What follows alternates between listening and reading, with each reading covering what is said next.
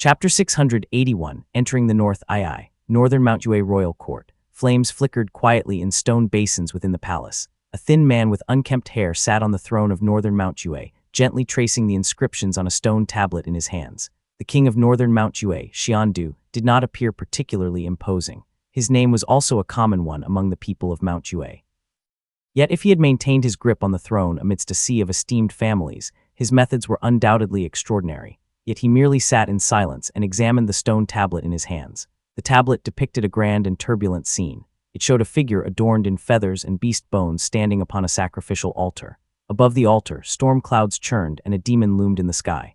Beside him, a high priest clad in beast bones and feathers knelt on the ground. Xiandu stared blankly at the image for a long time before asking, "Still no word from Mount Wu. My king, we have tried 8 times, but there has been no response. There is no sign of communication whatsoever." The high priest shook his head silently. He showed little fear. If anything, there was actually a trace of relief as he replied, "My king, perhaps this is for the best. Once the children pass the shaman transition, they will no longer need to ascend the mountain.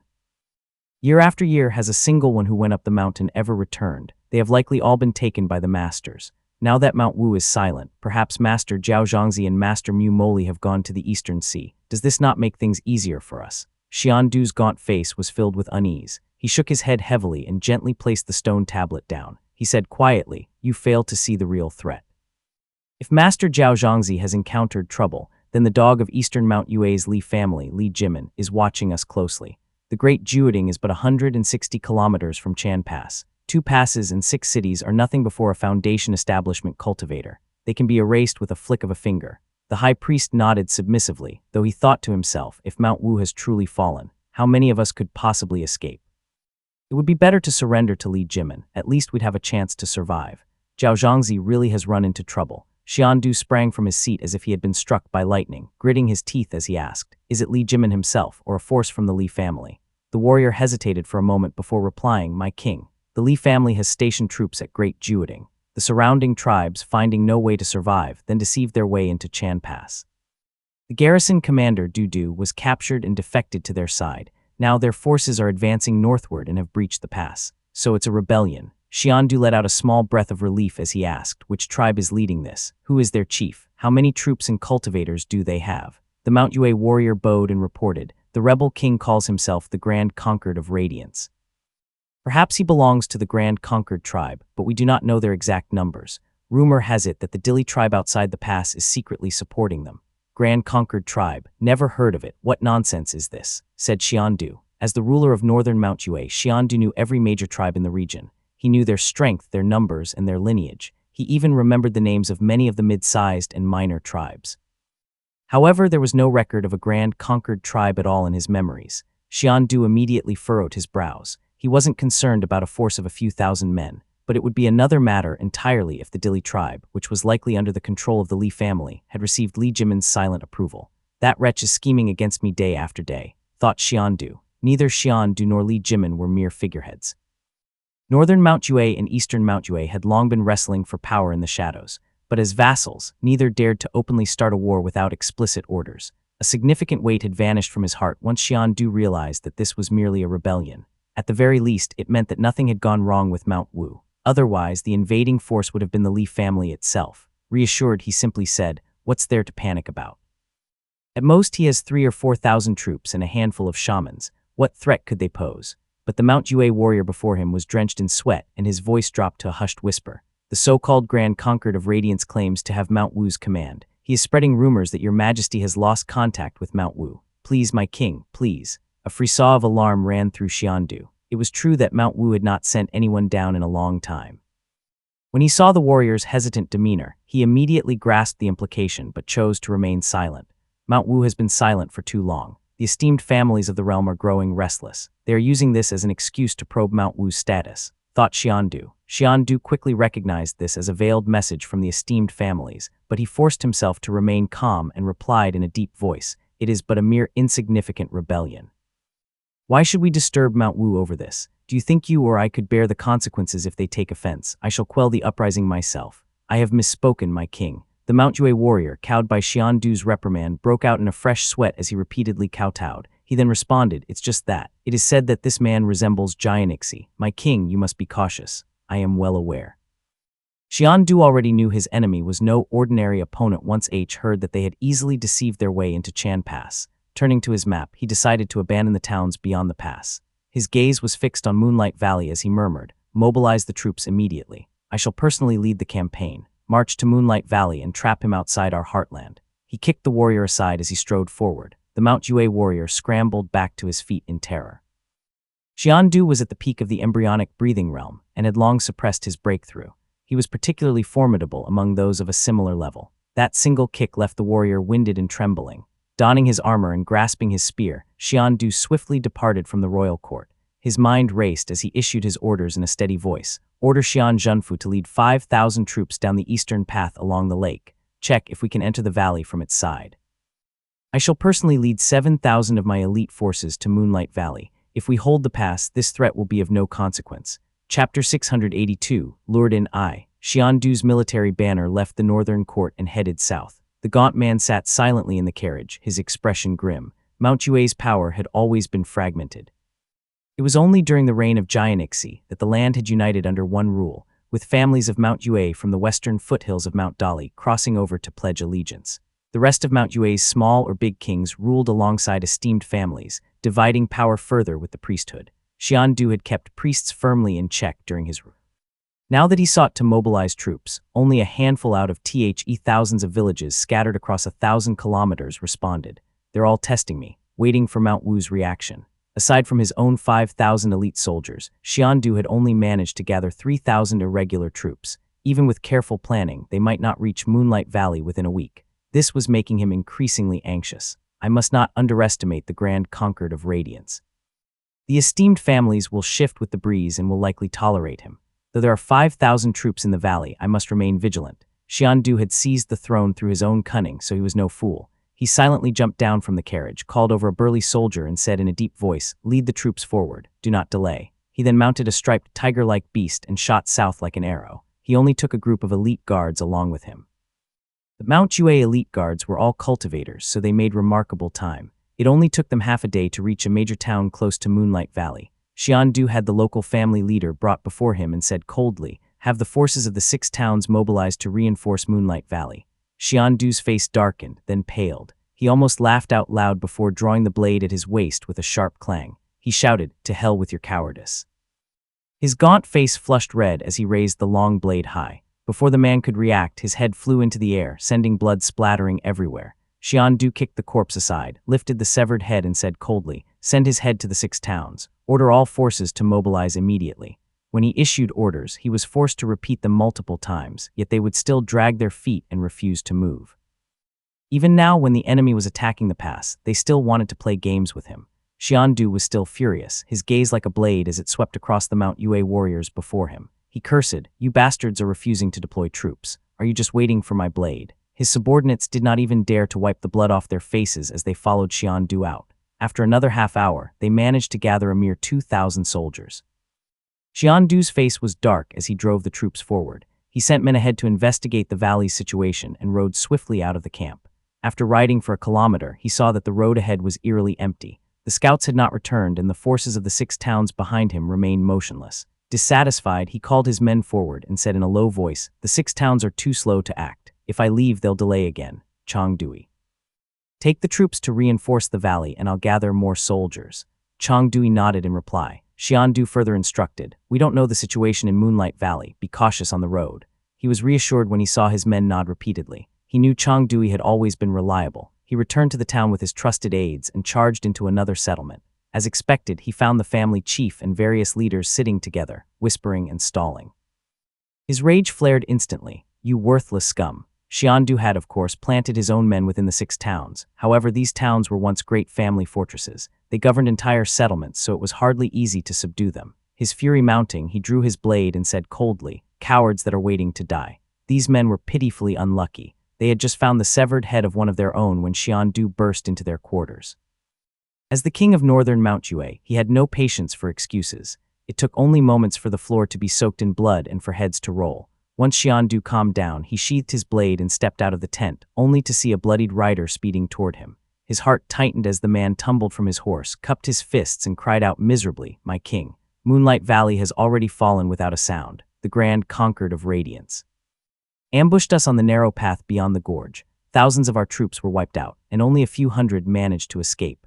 Xian Du stood frozen for 2 breaths, his heart pounding in terror. He could only ask, "Where is Chang Dui?" The Mount Yue soldier wept as he replied, "I fear he is already." Xian Du's legs nearly gave out beneath him. There was no time for grief, or to ponder how such a critical stronghold had fallen in mere days. The next question had already surfaced.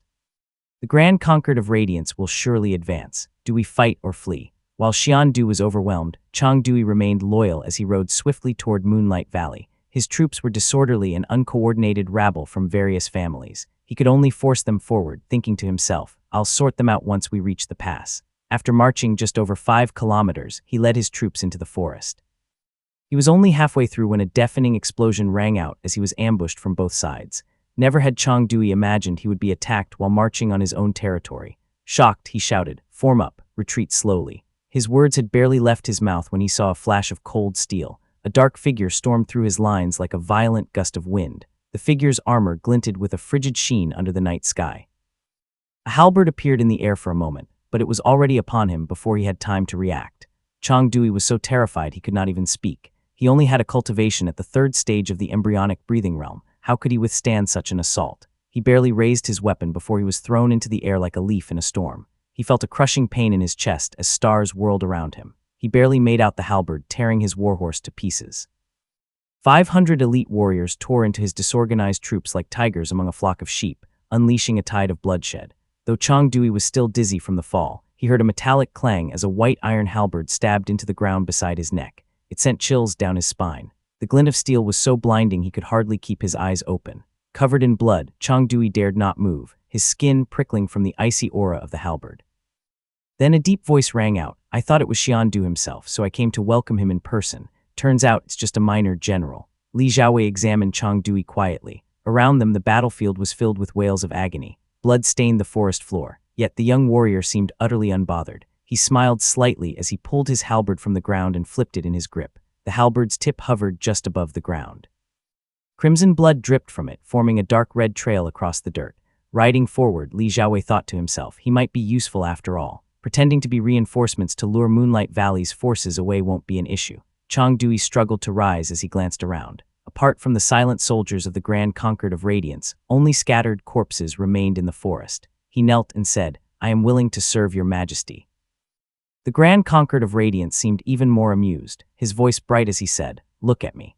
Chang Dui had no choice but to lift his gaze. A pair of dark brown pupils shrank slightly beneath the long brows as they flickered with traces of golden light. The sight of this eerie young man made Chang Dui shiver. The youth lifted his chin and uttered words that sent a chill down Chang Dui's spine, making cold sweat break out all over his body.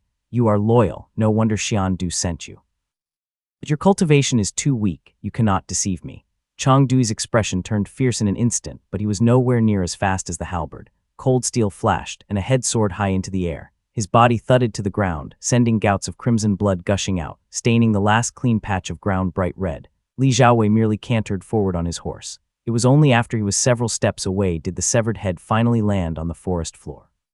They had already advanced deep into northern Mount Yue territory. Moonlight Valley had many cultivators and soldiers. In the mountains, cultivators at the 5th stage of the embryonic breathing realm had awakened their spiritual sense. This allowed them to detect cultivation realms. Thus, Li Xiaowei did not let Li Wuxiao take action immediately. Instead, he opted to first probe the enemy with 2 assaults. Chapter 683, Lured in II. The enemy had sent out 2 detachments of troops, both of which had been completely annihilated. However, they then refused to engage further, turning the battle into a slow war of attrition. When he saw the prolonged standoff in the valley, Li Xiaowei had no desire to waste time there. Instead, he led a group of cultivators and quietly circled around the battlefield through the mountains to arrive behind the pass. This maneuver was only possible with the guidance of the Dili family. Li Xiaowei ordered Chen Yang and Dili Yaoji to hold Moonlight Valley while he laid an ambush along the road with his forces for 2 days. Timing everything precisely, he consumed a talisman pill and successfully advanced to the 6th stage of the embryonic breathing realm. "The Mount Yue reinforcements are truly pathetic," said Li Xiaowei. The mountain paths were treacherous, so he had only brought 500 elite troops and waited a few days to stabilize his cultivation. Yet it had taken a full 5 days for the so-called reinforcements to finally appear. They also looked like a chaotic, disorderly rabble. Only that minor general seemed somewhat competent. Li Xiaowei indeed lacked a capable Mount Yue warrior from the royal court under his command. Unfortunately, this one could not be taken in. As Li Xiaowei fell into thought for a few moments, his men had already extracted the necessary information from the survivors. Dili Yaoji knelt and reported, "My king, Xian Du is in Changwu town." Li Xiaowei urged his horse forward as he gradually increased his speed. Dili Yaoji rejoiced and said excitedly, "My king, why not advance immediately and capture the ruler of northern Mount Yue?" As his 500 elite troops gathered around him, Li Xiaowei did not head straight for Changwu town. Instead, he spread out his map and murmured, "Xian Du must think that I've broken through the pass and am marching north with my army. If he flees in haste, he will either go east or west." He calculated Xian Du's forces to be around 5,000 strong across the 6 towns, while his own main army had yet to arrive. Holding the 6 towns was feasible. He chuckled and asked Dili Yaoji beside him, "Will he defend or flee?" Li Xiaowei set a rapid pace until Moonlight Valley came into view. Stowing his halberd in his storage pouch, he paused beneath the pass. His 500 troops took a brief rest before silently slipping back up the mountain. The battle at the pass raged fiercely, yet the defending general remained vigilant. The rear was also well guarded. The moment the troops moved toward them, a guard hailed them, "Are you reinforcements? Which unit?" Dili Yaoji quickly stepped forward, speaking in a Mount Yue accent, "Chang Dui, sent by the king to reinforce." The guard replied, "I do not recognize you, sir. General Sidhu has set strict rules. He must verify you guys in person. Please wait." Dili Yaoji glanced at Li Xiaowei, who nodded. Without hesitation, Dili Yaoji drew his blade and cleaved the man down in one strike. He raised the Grand Concord of Radiance's banner and sent the troops roaring forward to storm the archer platforms. Li Xiaowei drew his halberd, a crimson glow spreading across its surface. He shattered the stronghold gate with a single strike. Mount Yue soldiers fell like cut wheat before his charge. His troops tore through them like tigers among a flock of sheep as he continued pressing the assault. Moonlight Valley's forces had been handling the southern assault with ease, but after days of being besieged, their troops were exhausted and their mounts weary. Now, instead of reinforcements, an enemy force had struck from the rear. They were thrown into disarray by the sudden assault. Chen Yang seized the moment and launched a fierce offensive, triggering a chain reaction. Though the defending general was highly capable, his exhausted troops could no longer hold the defensive line, which collapsed. Xian Du hurriedly gathered his troops, reorganizing the 6 towns and setting everything in place. Now that he had erected several layers of fortifications, he finally felt a moment of relief. He inquired repeatedly, but there was still no news from the south. None of the scouts he had sent out returned, leaving him as blind as a man groping in the dark. Xian Du had no choice but to wait. It was only when his elite troops arrived that he finally realized, "I've fallen for the Grand Concord of Radiance's trick." He must have snuck through the mountain paths. Xian Du was filled with regret. It wasn't that he was foolish. The mountain roads were difficult to traverse. Only 100 or 200 troops could have passed through in just a single day. How many cultivators could a small family possibly have? Yet they had managed to completely defeat Chang Dui. His thoughts whirled and suddenly, a spark of joy flickered in his heart. The real problem is the lack of news. The Grand Concord of Radiance went to great lengths to eliminate my scouts, which means something must be happening in Moonlight Valley. It hasn't fallen yet. Gritting his teeth, Xian Du immediately ordered, "Mobilize the entire army. We must strike Moonlight Valley while their troops are still exhausted and can't secure their position." He grabbed his spear, mounted his tiger-like beast and charged forward like the wind. His army marched steadily out of the town. Xian Du's heart was filled with urgency as he pushed his troops to their limits. Along the way, they intercepted a few detachments from the Grand Concord family, which had no doubt been the ones to kill his scouts. Their leader was highly skilled, which explained why none of his scouts had escaped. But when the detachments saw the approaching army, they fled at once. Xian Du's doubts were partially alleviated when he spotted Moonlight Valley. He could see flames raging in the valley, with about 200 warriors battling fiercely beneath the storm. They were undoubtedly elite soldiers, but their movements had grown sluggish. They were clearly exhausted from prolonged combat. "Ha ha ha, just as I thought. No wonder they went to such lengths to eliminate my scouts," said Xian Du. The defenses were teetering on the edge of collapse, but Xian Du had arrived at the perfect moment. His heart swelled with joy. "Good, I knew it. This is the strongest pass in the nation, guarded by General Sidhu, who's at the peak of the embryonic breathing realm." "How could it fall so easily?" exclaimed Xian Du. Overjoyed, Xian Du urgently led his forces forward, his army surging ahead as he roared, "Reinforcements have arrived! Reinforcements have arrived!" His troops echoed his cry in exhilaration, their voices shaking the heavens. Xian Du charged into the battlefield and pincering the enemy soldiers between his forces and the defensive line. The 100 or so enemy soldiers were forced to turn around and defend, while cheers erupted from the defenders atop the stronghold. But just as Xian Du was cutting down foes, a deafening battle cry erupted behind him.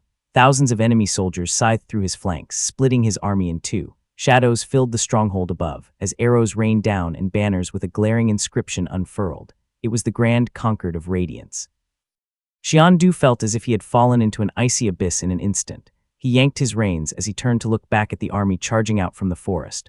On a hill opposite him, a young warrior was seated atop a black warhorse. His armor and halberd gleamed with a cold light as he gazed at Xiandu from afar. A faint, indistinct smile appeared on his face. Xiandu felt as though he were being watched by a wolf or a tiger.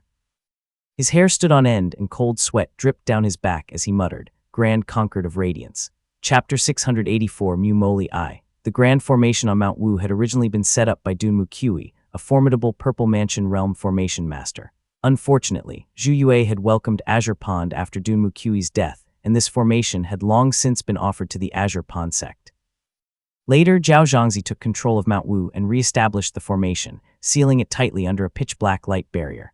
A field of bones lay at the foot of the mountain. The Grand Priest shivered as he knelt before a boiling blood pool. A gray wind swooped down the mountain and coalesced into an elderly man in black robes. His deep, eerie eyes gazed coldly at the Mount Yue warrior before him. The Grand Priest had finally received a response.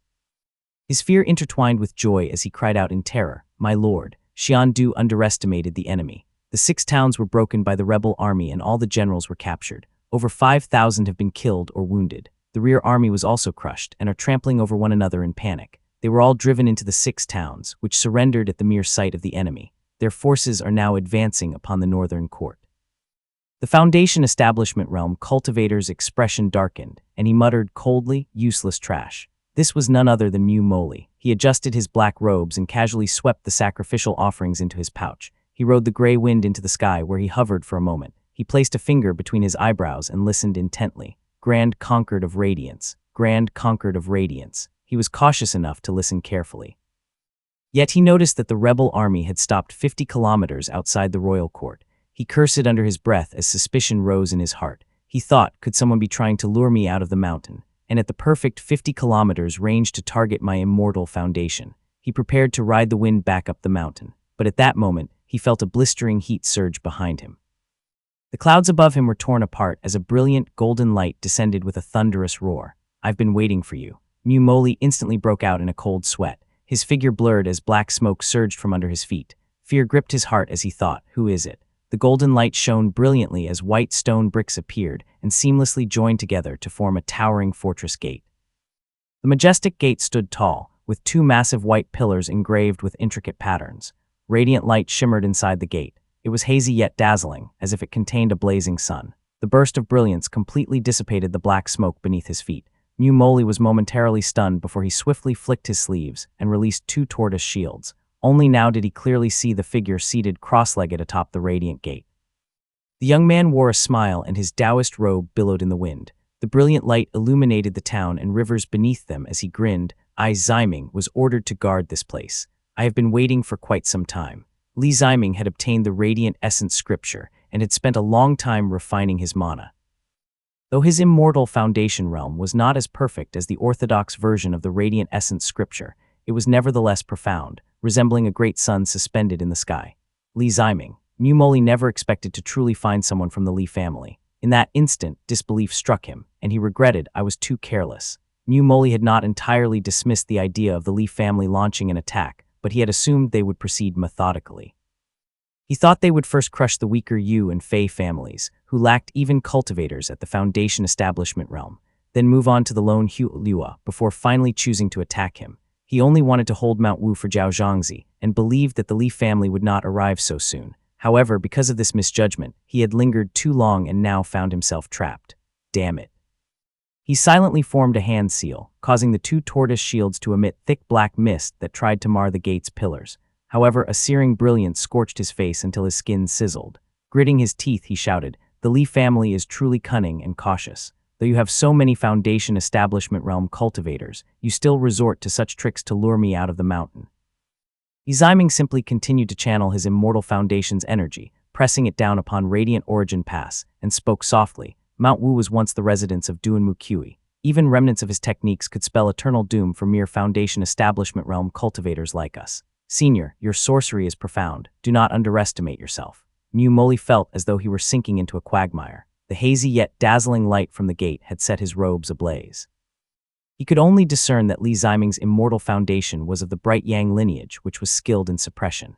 Since he didn't know where Li Qingheng and the others were, he spoke softly. "You seek only the lands of Mount Yue, Ziming. Let me go. I will return to the mountain and clean everything up, never to return. Why resort to bloodshed?" The suppressive force within Radiant Origin Pass grew stronger. Li Ziming was more than happy to stall for time. He simply asked, "Tell me, where is Zhao Zhangzi?" Mu Moli remained silent. He realized that the Li family would never let him go. His expression turned grim as he retrieved a wooden talisman from his sleeve and crushed it, speaking coldly, "You wouldn't even dare to plot against the North if not for my senior brother's absence." Mount Wu trembled violently as soon as the talisman shattered. A river of black clouds surged from its peak, accompanied by a deafening susurration. The dark mass ascended rapidly, hurtling straight toward the two of them.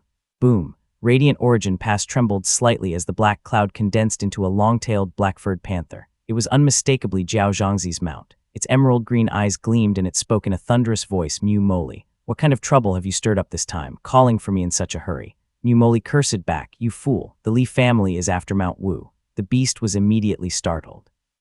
It leaped upward like a rolling cloud and attempted to pull Mu Moli free from Radiant Origin Pass. But then, a gust of freezing snow swept in from the east. The fierce wind and snow blew it away from the clouds. Dressed in pristine white, Li Zijian approached with a sword strapped to his back. His refined features carried an otherworldly charm. He had two fingers pressed together as he summoned a piercing cold wind. The young man nodded slightly, a faint smile on his lips as he said, "Greetings, fellow cultivator." The Li family was renowned for their swordsmanship. Even though Li Zijian had yet to draw his sword, the beast was already wary. The two Li brothers stood in the sky and exuded the aura of a celestial family from a major sect. Mu Moli had exchanged dozens of moves with Li Ziming, yet he remained trapped within the brilliant radiance. His face was covered in red welts and his lips were pale. Frustration seethed within him. He could tell that Li Ziming lacked combat experience and did not know any particularly powerful spell arts. Yet his immortal foundation realm was overwhelmingly strong. No matter how many shamanic spells Mu Moli cast, the Radiant Origin Pass held him firmly in place. Moreover, the gate seemed naturally suited for suppression and eradication, which made escape even harder. Though Li Ziming could not defeat him outright, Mu Moli's mana and blood essence were steadily depleting. He was getting pulled deeper into the trap. "Ju Wu, assist me at once," shouted Mu Moli. As a seasoned cultivator at the Foundation Establishment realm, Mu Moli immediately recognized that Li Zijian had only recently broken through. His once hopeless heart stirred with renewed vigor as he thought, "It's not Li Qingheng with her profound Thunder Dao Foundation realm. Just a newly ascended Foundation Establishment brat. My chance lies here." Mu Moli's spirits lifted at once. If he were facing Li Qingheng, who wielded thunder and lightning, he would truly be doomed. So he urgently called upon the beast, Ju Wu, for help. Chapter 685, Mu Moli II. The panther-like demonic beast glanced at the scene and spat out a gust of wind as it charged forward.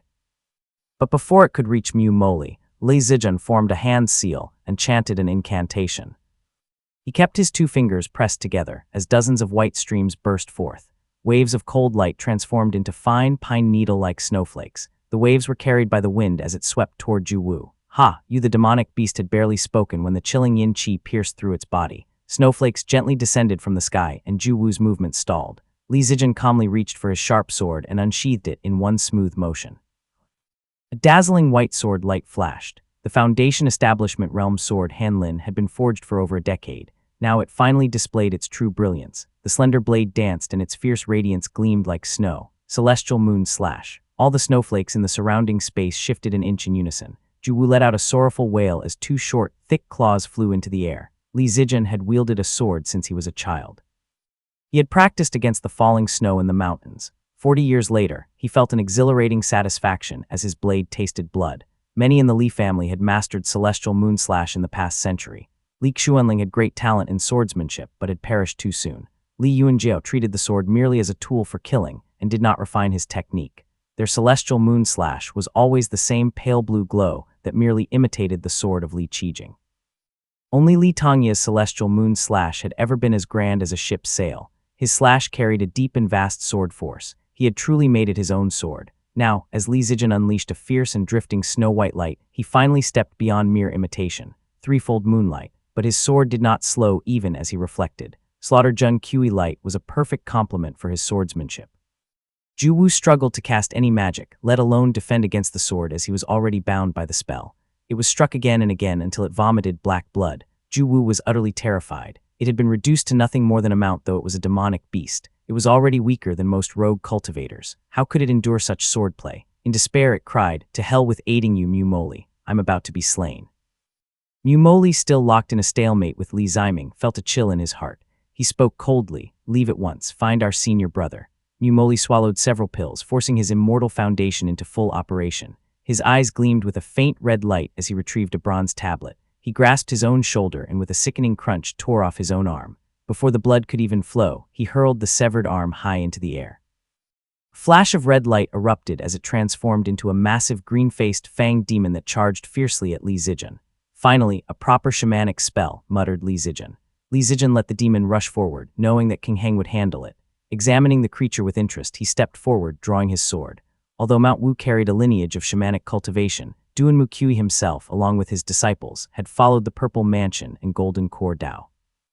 Though Duan Muqiu likely possessed knowledge of shamanic spells, he rarely taught them. He only left a few techniques for his disciples to study on their own. As a result, the shamanic spells used by the Mount Yue cultivators were a mix of Taoist and shamanic arts. It was often awkward and incomplete.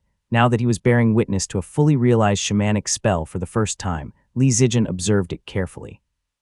The green-faced demon stood over 20 feet tall, with a grotesque visage and a mouthful of fangs. Its body was covered in intricate runes, but instead of emitting mana, it radiated a faint green aura.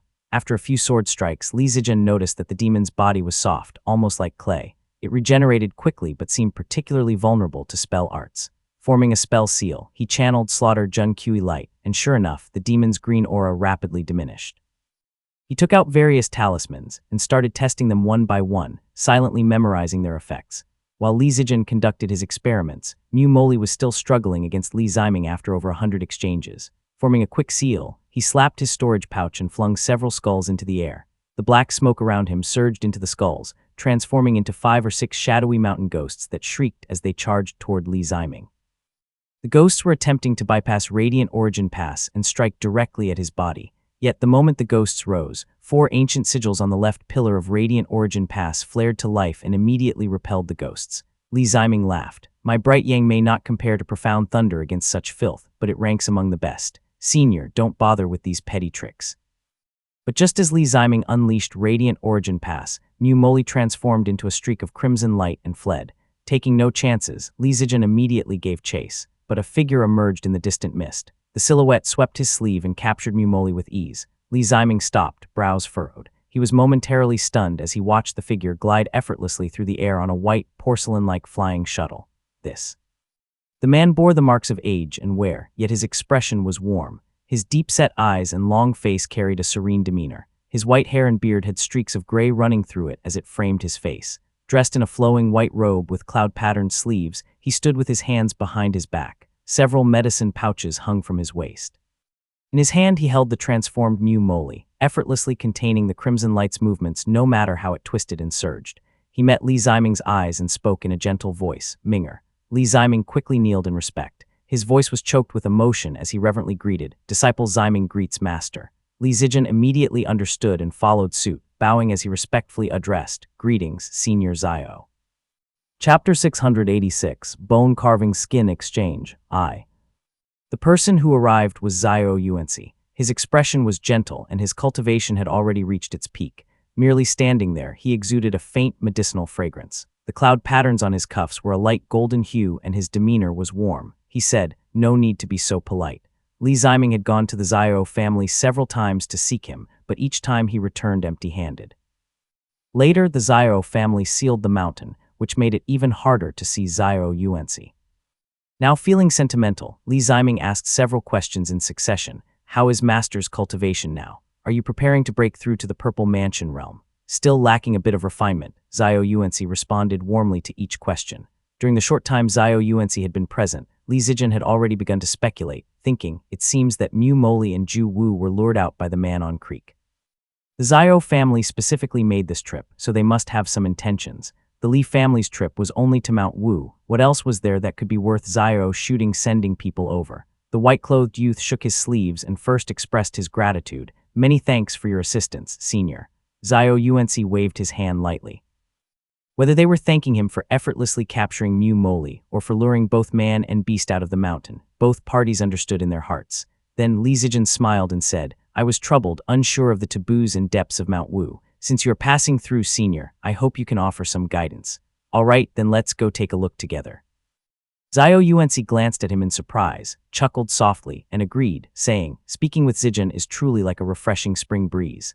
Zhao Yuanci paused for a moment. He could no longer hold the crimson light, which Mu Moli transformed into in his hand. The crimson light then transformed into a bare head attached to a short segment of spine.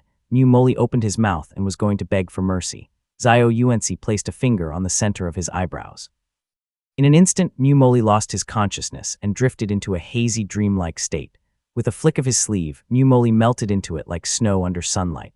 At this point, Li Ziming understood that Zhao Yuanci had come specifically for Mount Wu. He traveled with the wind and soon saw a narrow-eyed monk also flying over, golden light forming into a bundle of chains, tightly binding a panther-like demon. Zhu Wu had only managed to escape a few miles before King Heng had already been waiting nearby. The demonic beast had suffered some minor injuries and had no chance of escaping from the master monk's grasp. In just a moment it was captured and brought back. The master monk has arrived, said Li Ziming, stepping forward to greet him. Zhao Yuanci glanced at King Heng and said softly, take this demonic beast into the formation. It may be of use. King Heng glanced at Li Zijin and gave a slight nod before silently landing beside the group and replied, King Heng greets the senior. Zhao Yuanci nodded and looked at the pitch-black formation beneath his feet. Li Zijin brought Zhu Wu forward and said in a deep voice, open the grand formation. Zhu Wu stiffened his neck but couldn't utter a word. His fierce expression masked his inner fear. Li Zijin glanced at him twice, then pointed to Zhao Yuanci and spoke softly. This is Senior Zhao of the immortal family at the Purple Mansion realm, a nephew of the Taoist master. Even if Jiao Zhangzi returns for revenge, he will still fall into the hands of the Taoist master, so there is no need to worry.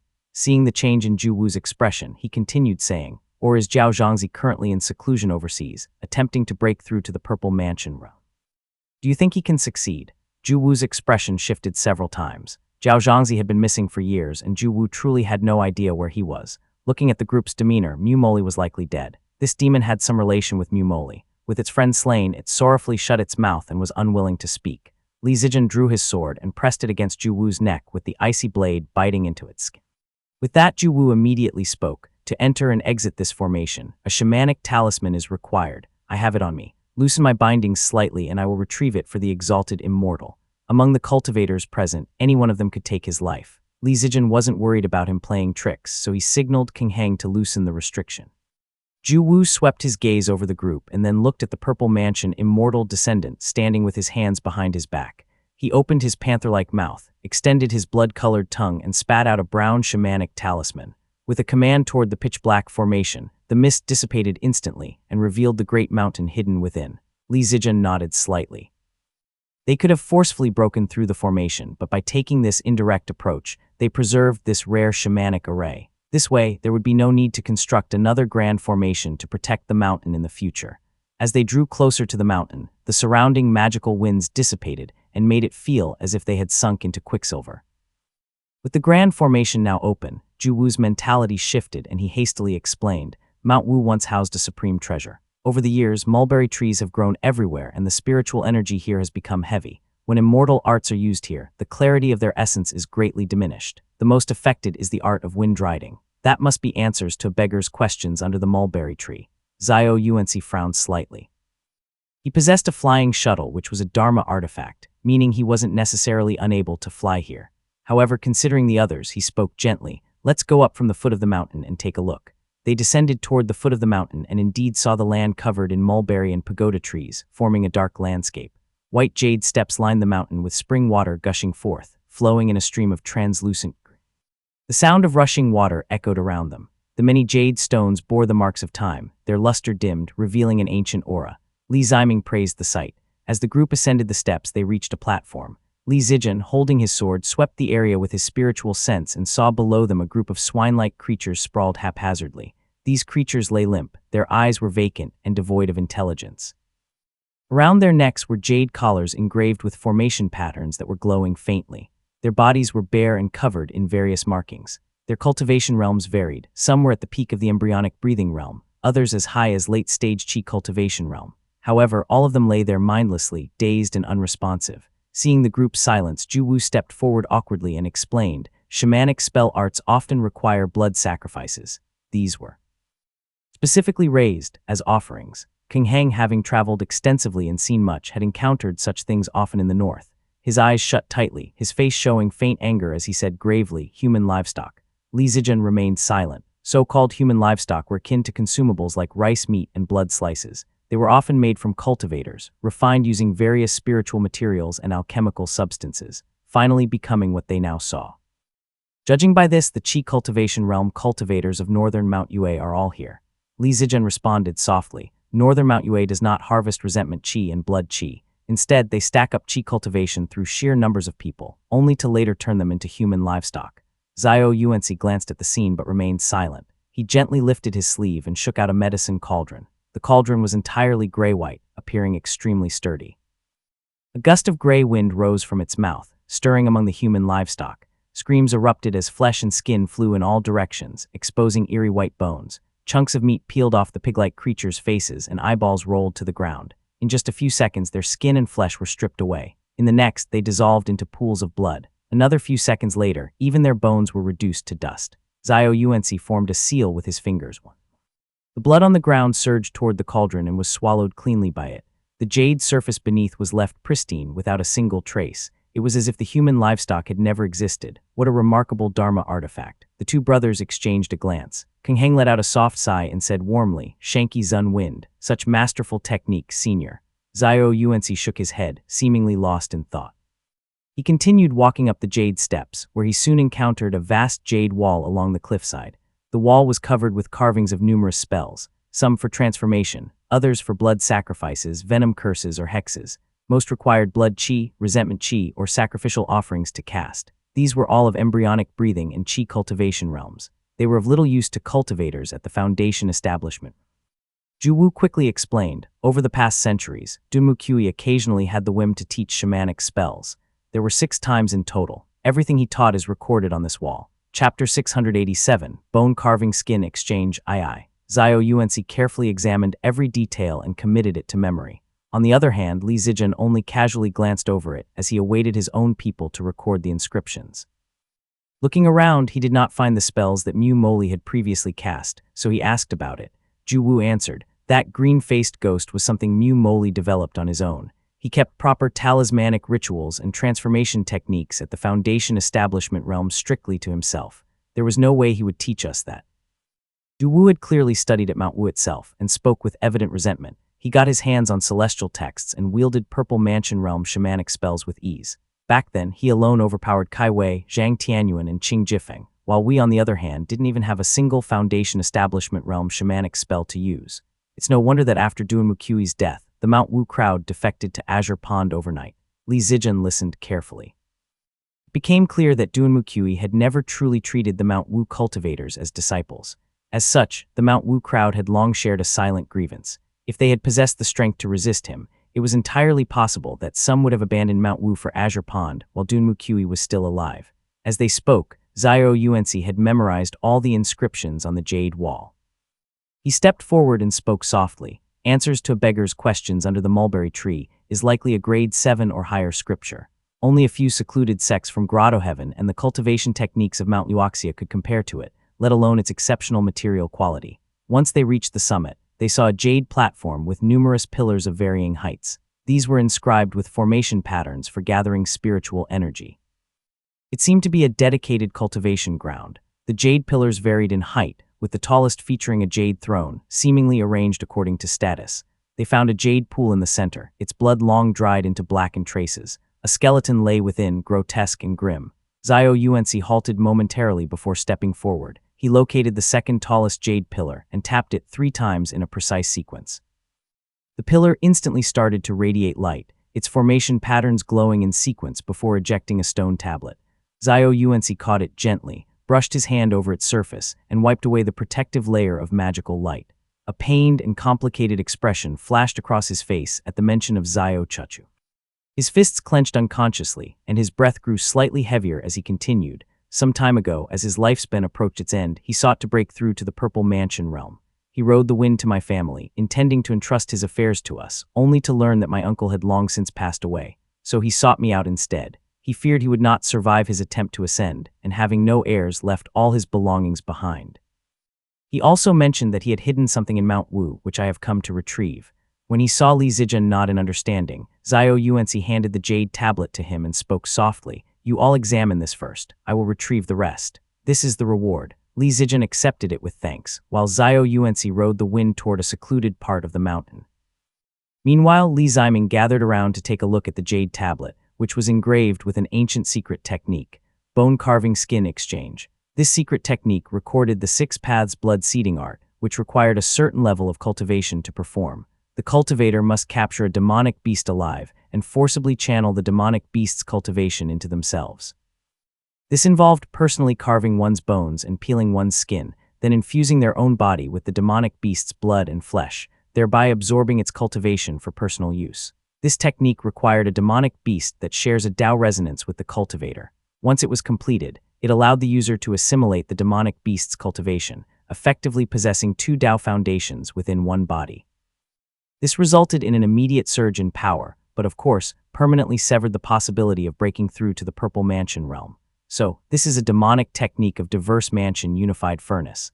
Both of them had keen eyes and quickly discerned the nature of this technique. It was merely another method of consuming another's Dao foundation. Every sect had records of similar methods, and several major devils during the Devil Plague had practiced it. This technique was rarer in the mainland, but it was more common overseas, where cultivation techniques were spread more freely and with fewer taboos. Many Purple Mansion and Golden Core realms cultivators practiced it.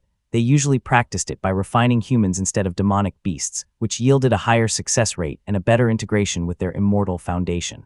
Li Ziming, who harbored ambitions for the Purple Mansion realm, glanced at it but found no interest. He silently stepped away and began examining the other jade pillars. Li Zijian, however, took the jade tablet, looked over it briefly, and read aloud. During the process, one experiences the utmost pain in the world, nearly obliterating one's consciousness. Once mastered, one may be influenced by demonic natures, which can lead to changes in temperament. Li Zijian immediately clicked his tongue in surprise. Cultivation manuals were always written with extreme conciseness, often omitting even the author's name. For it to specifically mention pain was already notable, let alone the utmost pain in the world. It was likely even more excruciating than the molten metal cave, which was infamous for its agony-based cultivation. What a shame, too many drawbacks, otherwise it could be useful, said Li Zijian. Li Zijian was genuinely considering it. Not everyone could be like Li Xuanfeng. If the family's resources were pooled into producing just one Purple Mansion realm cultivator, or even simply an invincible foundation establishment protector, this technique could be an option. This technique has too many flaws, but it is still a useful method. Our family should consider collecting similar ones, thought Li Zijian. He silently continued to ponder as he transcribed the jade tablet.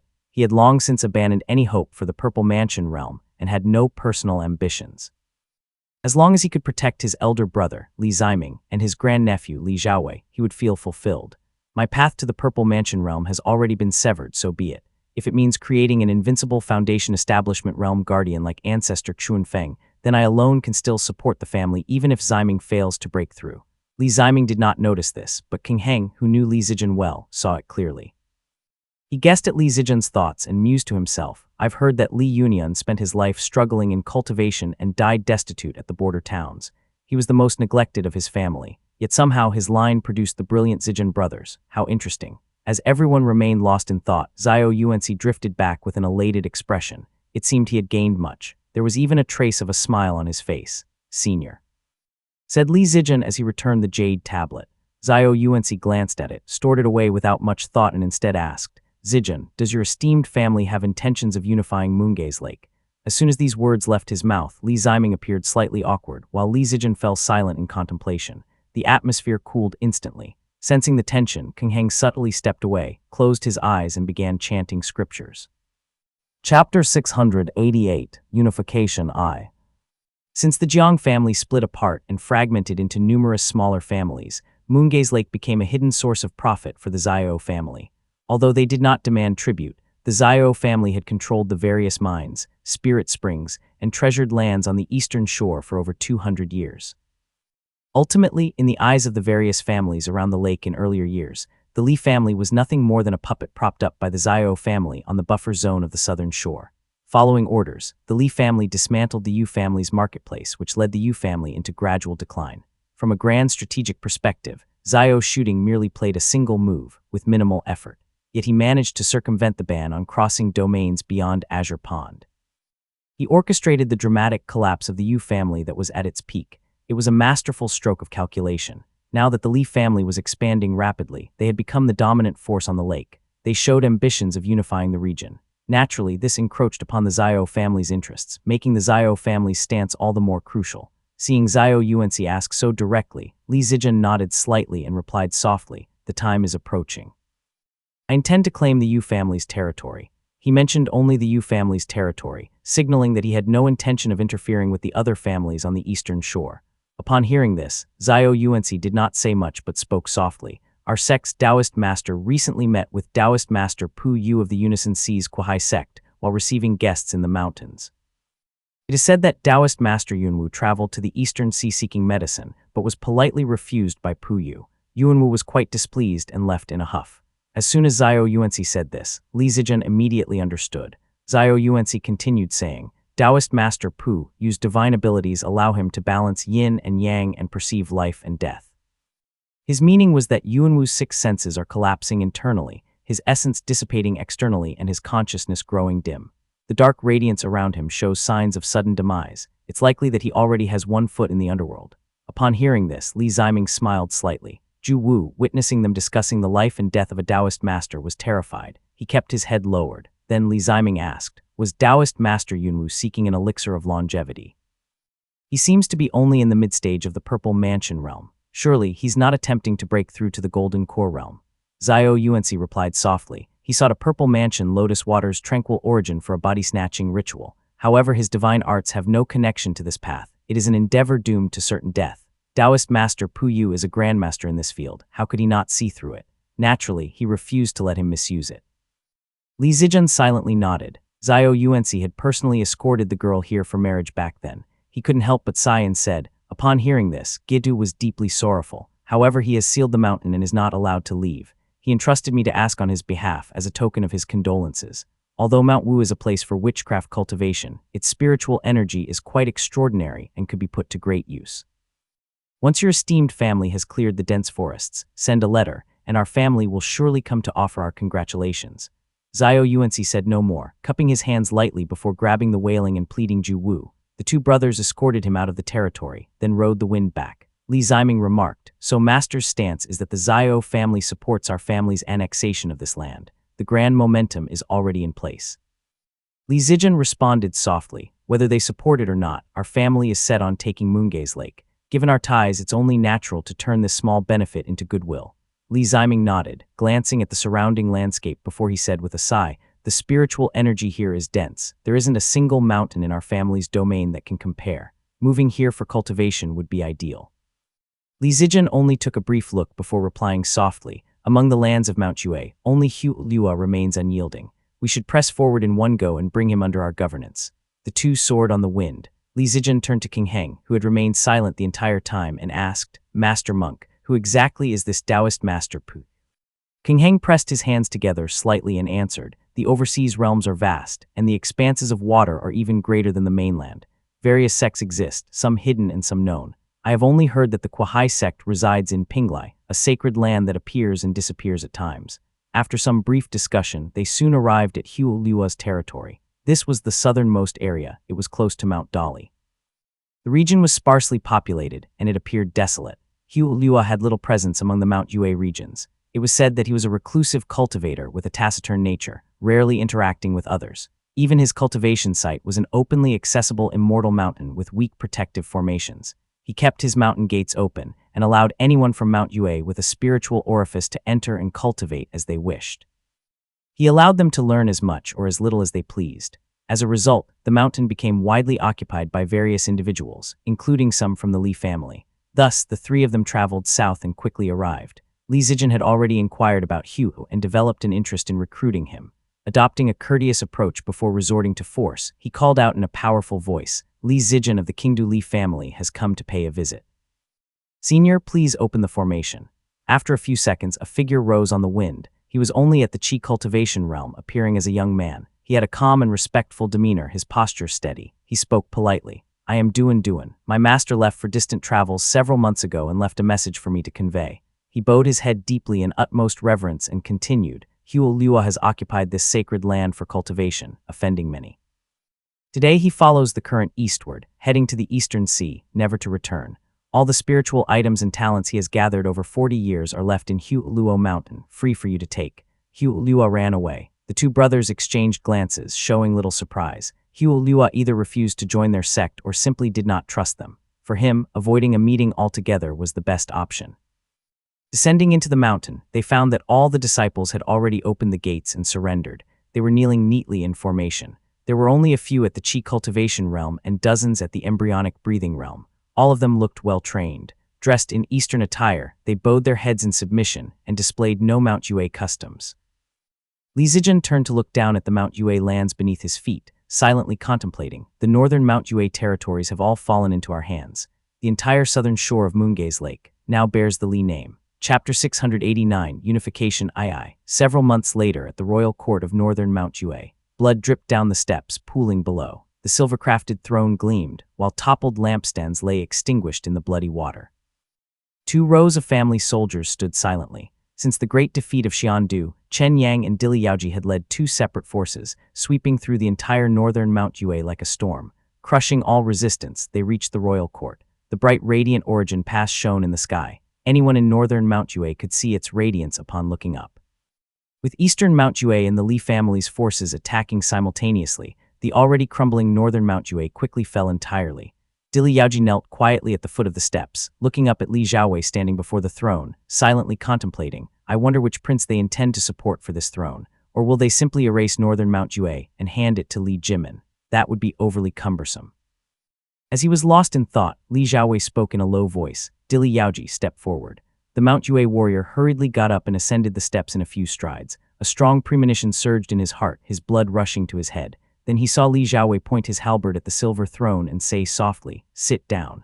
Dili Yaoji sat down in a daze, his mind exploding like lightning with thoughts racing through him.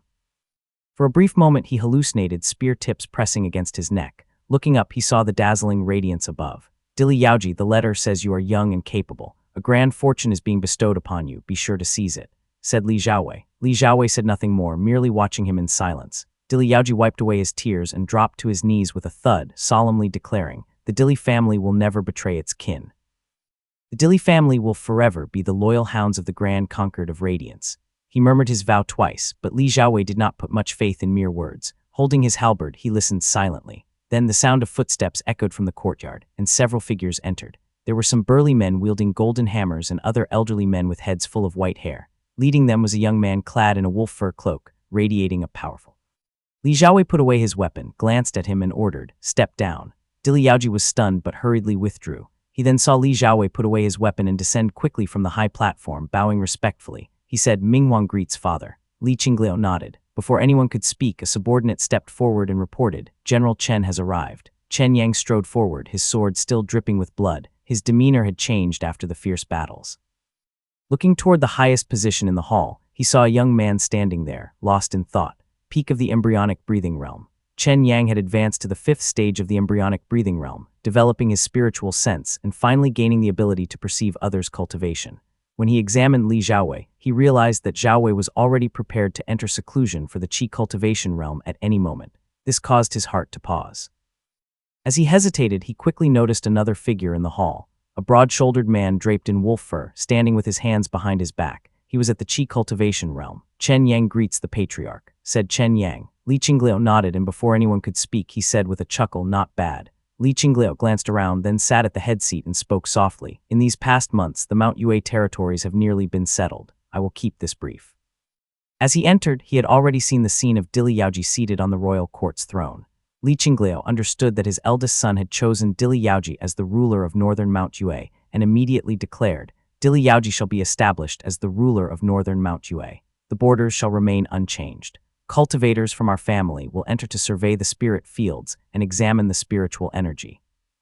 All governing systems will follow the precedents set by eastern Mount Yue. The former territories of Hu Liua and Fei Loya shall all be incorporated under eastern Mount Yue's domain. As for the 8 easternmost towns of eastern Mount Yue, which are now largely populated by Easterners, they shall be restructured into a new prefecture and placed under the governance of Wudu Peak."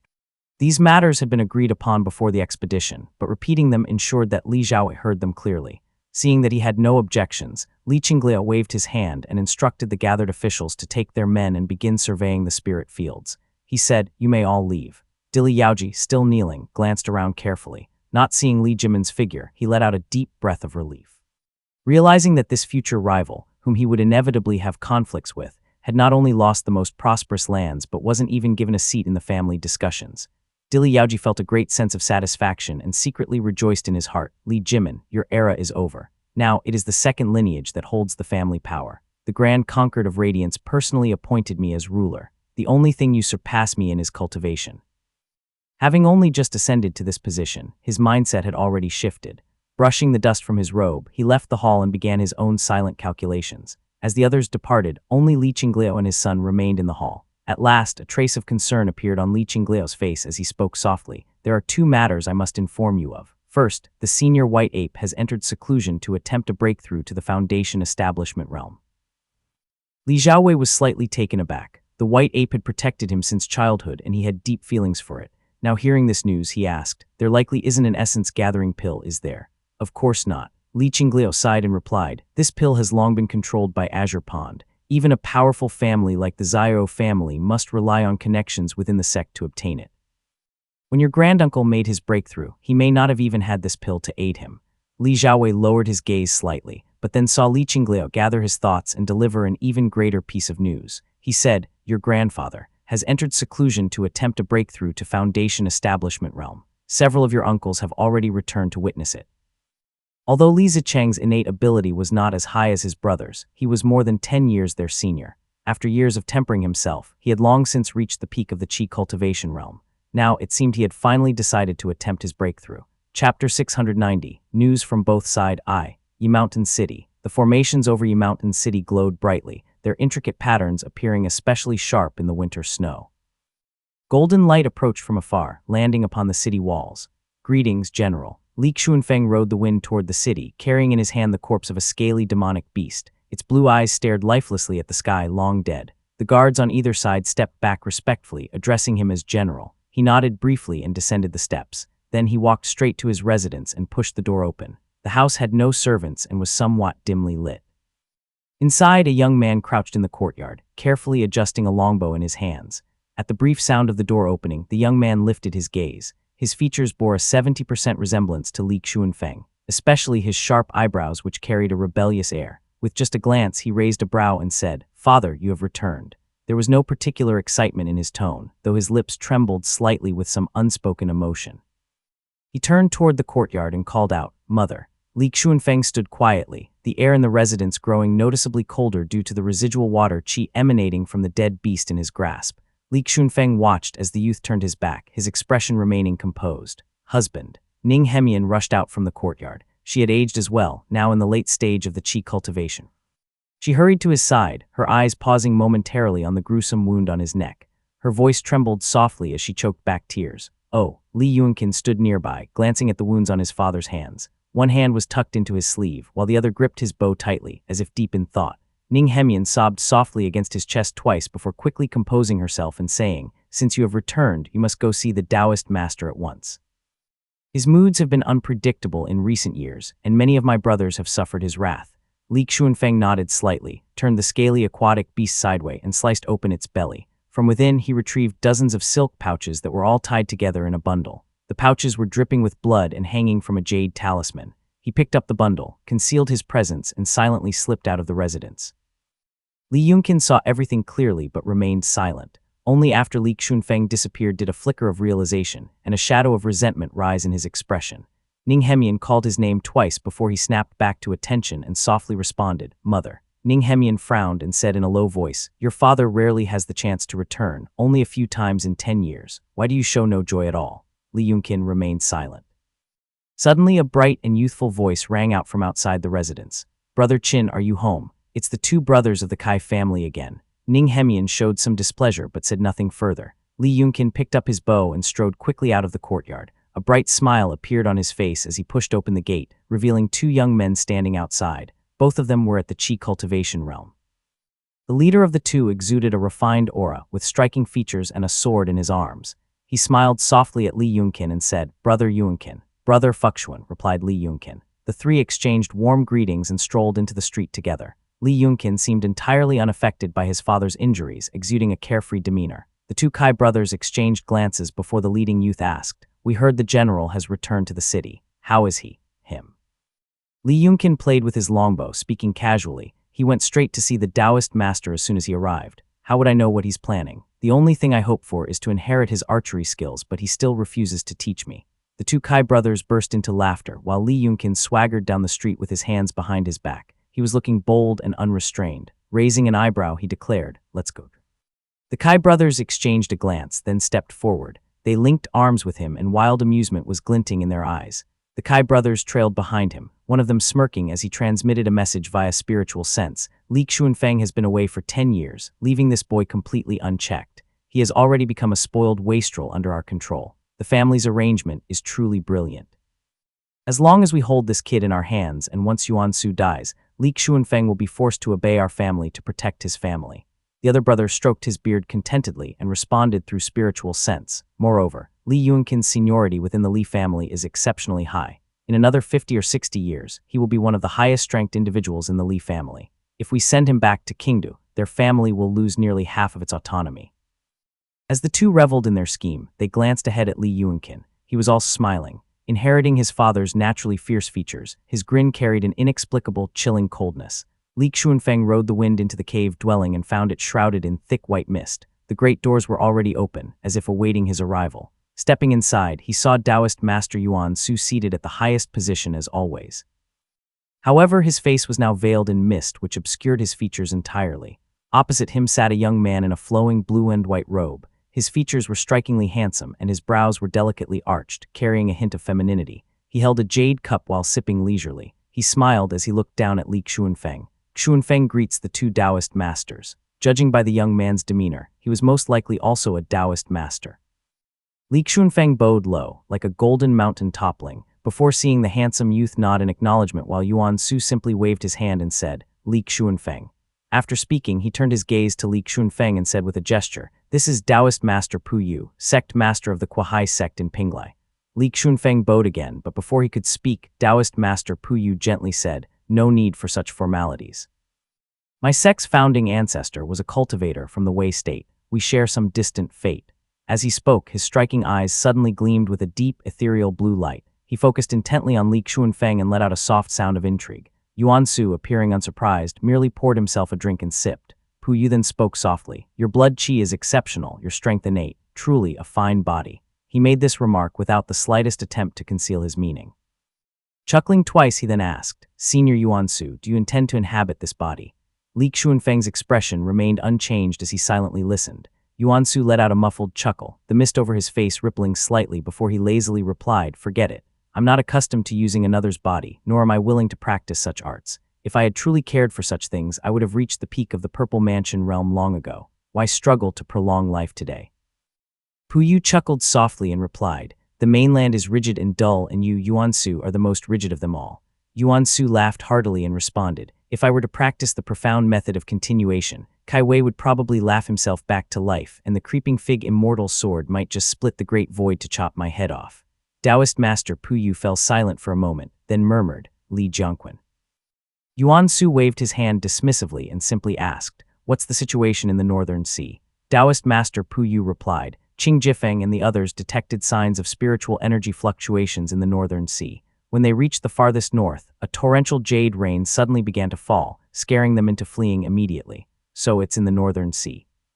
Yuan Su showed no surprise as he responded, "The conflicts between the Yue cultivating sect factions are nothing but a facade. Their true preparations have long been in the Northern Sea. I suspect Qing Jifeng was acting under the orders of the one from Mount Changhui, deliberately seeking out that location." "Exactly." Taoist Master Pu Yu nodded and said gently, "Since it has already been discovered, there's no need to keep it hidden. In a few days, the Yue cultivating sect will likely send out invitations for an observation ceremony." Chapter 691, News from Both Sides, II. Having reached this point in their discussion, they took the opportunity to mock Yuanwu for a bit before losing interest in further conversation. Taoist Master Pu Yu cupped his hands in farewell, glanced at Li Xuanfeng with a smile, and remarked, "This one has a resolute heart and the potential to traverse the mortal world unhindered. His future is bright, "My friend, why not break through the Golden Tang Gate and retrieve the heavenly lustrous gold sutra?" The mist on Yuan Su's face wavered slightly, revealing a faintly ruthless expression beneath. He simply replied, "That little brat of Sidhu is still alive. I fear it's a trap." As soon as he finished speaking, Taoist Master Pu Yu had already vanished. Only then did Yuan Su finally dispel the mist from his face. Taoist Master Pu Yu could manipulate yin and yang and perceive life and death. Moreover, he was an overseas cultivator. If Yuan Su did not conceal himself, he feared he might end up ensnared in another scheme, just as Yunwu had before him. Thus, he had no choice but to keep his face hidden. Now that Pu Yu was gone, Yuan Su finally relaxed and turned to Li Xuanfeng, asking, "What do you think?" Li Xuanfeng replied, "I have fulfilled 90% of the Taoist master's command. The remaining targets are either hiding in the mountains or refusing to leave their islands. I lack the ability to pinpoint them." Yuan Su waved his hand indifferently, lifting a large bundle of storage pouches from the ground. As expected, they were all unopened. He tapped them twice on the table. Soon, footsteps echoed from the entrance of the cave.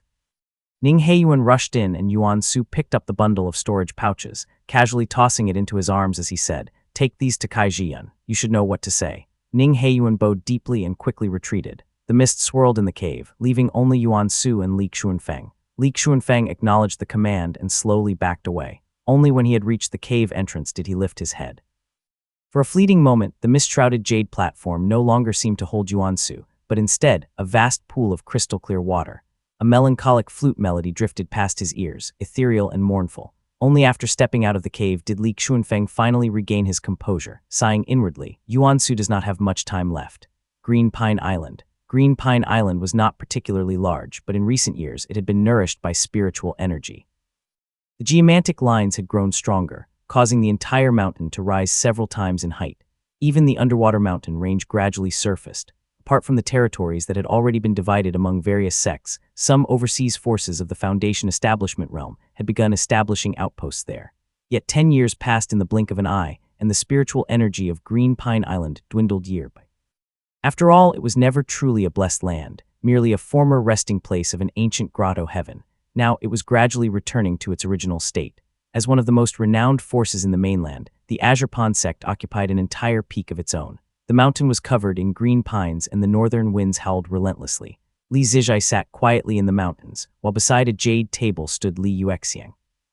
She wore a flowing robe, gripping her sword as faint sparks of flame flickered around her. Blessed by the island's spiritual energy, she had progressed swiftly over the years and had now broken through to the 5th stage of the Qi cultivation realm. Li Zijai, as composed as ever, had reached the mid-stage of Foundation establishment realm. His spells had become even more refined.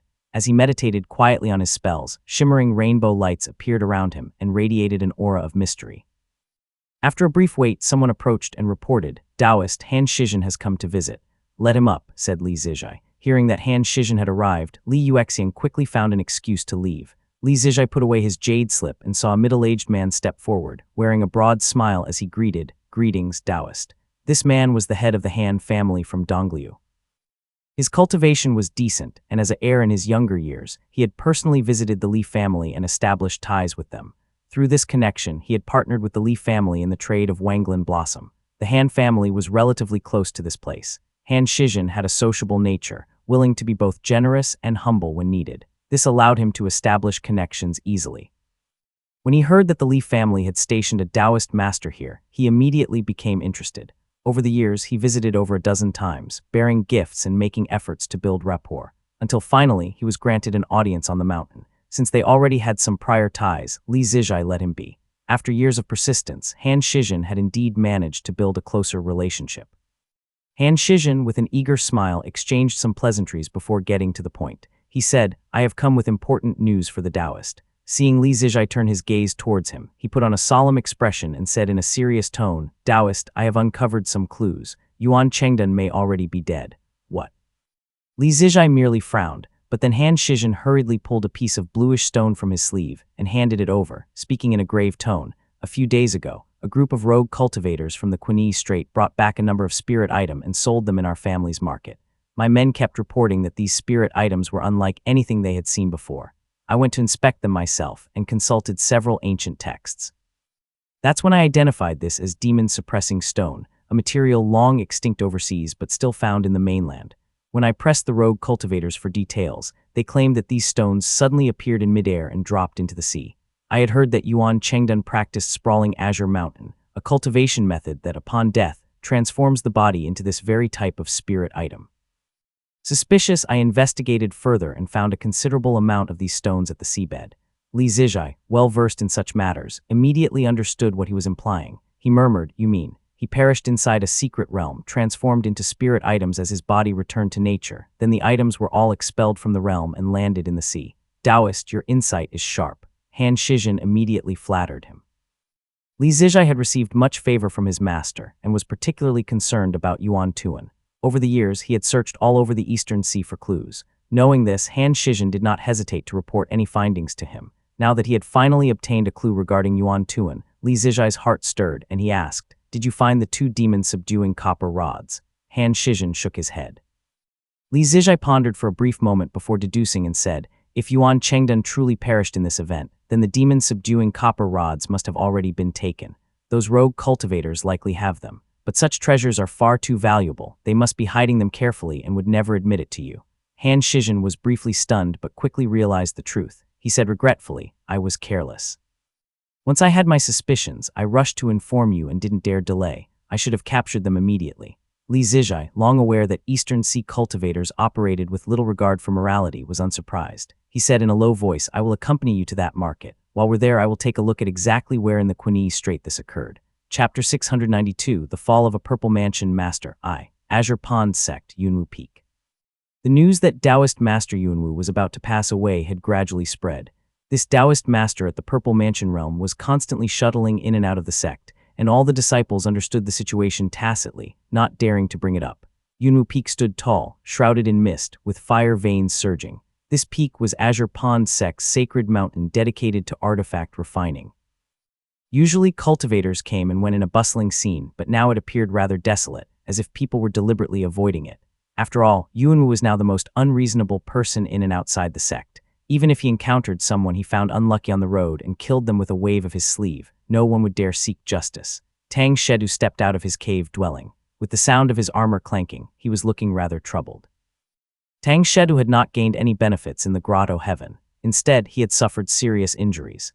Knowing that Yuanwu had been prone to madness these past years, he used the excuse of recovery to keep delaying, staying in seclusion on the peak for over a decade. Now, however, he had reached a point where he could no longer avoid meeting Yuanwu. If he continued to hide, Yuanwu might one day remember him and slap him to death, tearing through the great void in the process. Before he even reached the mountainside, he saw a young-looking man standing at the mountain entrance. The man startled Tang Shedu, who quickly said, "Greetings, Taoist Master Yuansu." Yuansu held a jade flask, seemingly still drinking. He waved his hand lazily as if swatting away flies and said softly, "I'm just here to watch him die. It has nothing to do with you." He hurried up the mountain and saw another person standing in front of the grand hall. This man did not wear the sect's blue robes but was draped in a brocade robe. He had short facial hair, sallow skin, a thin and long face. His lifeless eyes were filled with extreme fear. This man was Yusu, another key figure on Yunwu Peak who was notorious for his greed. The two exchanged glances, both wearing mournful expressions. The grand hall, which was usually gleaming with golden light, was now dim and lifeless. The ever-dominant Yuanwu was nowhere to be seen. Instead, a white-haired old man sat kneeling at the hall entrance. His hair was disheveled as he stared blankly. Tang Shedu's legs trembled as he listened to the clanking of metal from within the hall. He wished he could gouge out his own eyes at that moment. He lowered his head to his chest as he stammered, "Master." Yuanwu, dazed and groggy, squinted his eyes to look and said in surprise, "Chenger, Xiuxian, you two are here." The two of them immediately turned pale, kneeling in silence. Tang Shedu and Yusu naturally understood these two names. One was Tang Yunwu's son, Tang Shecheng. The other was their former senior brother, Yu Xiuxian. Tang Yuanwu was ruthless and unfeeling, yet the only ones he had ever cared about were these two. Back when they were alive, Yunwu Peak had a completely different atmosphere and Tang Yuanwu still had a smile on his face. Back then, Tang Shedu had merely been a collateral disciple, following Tang Shecheng around like a lackey.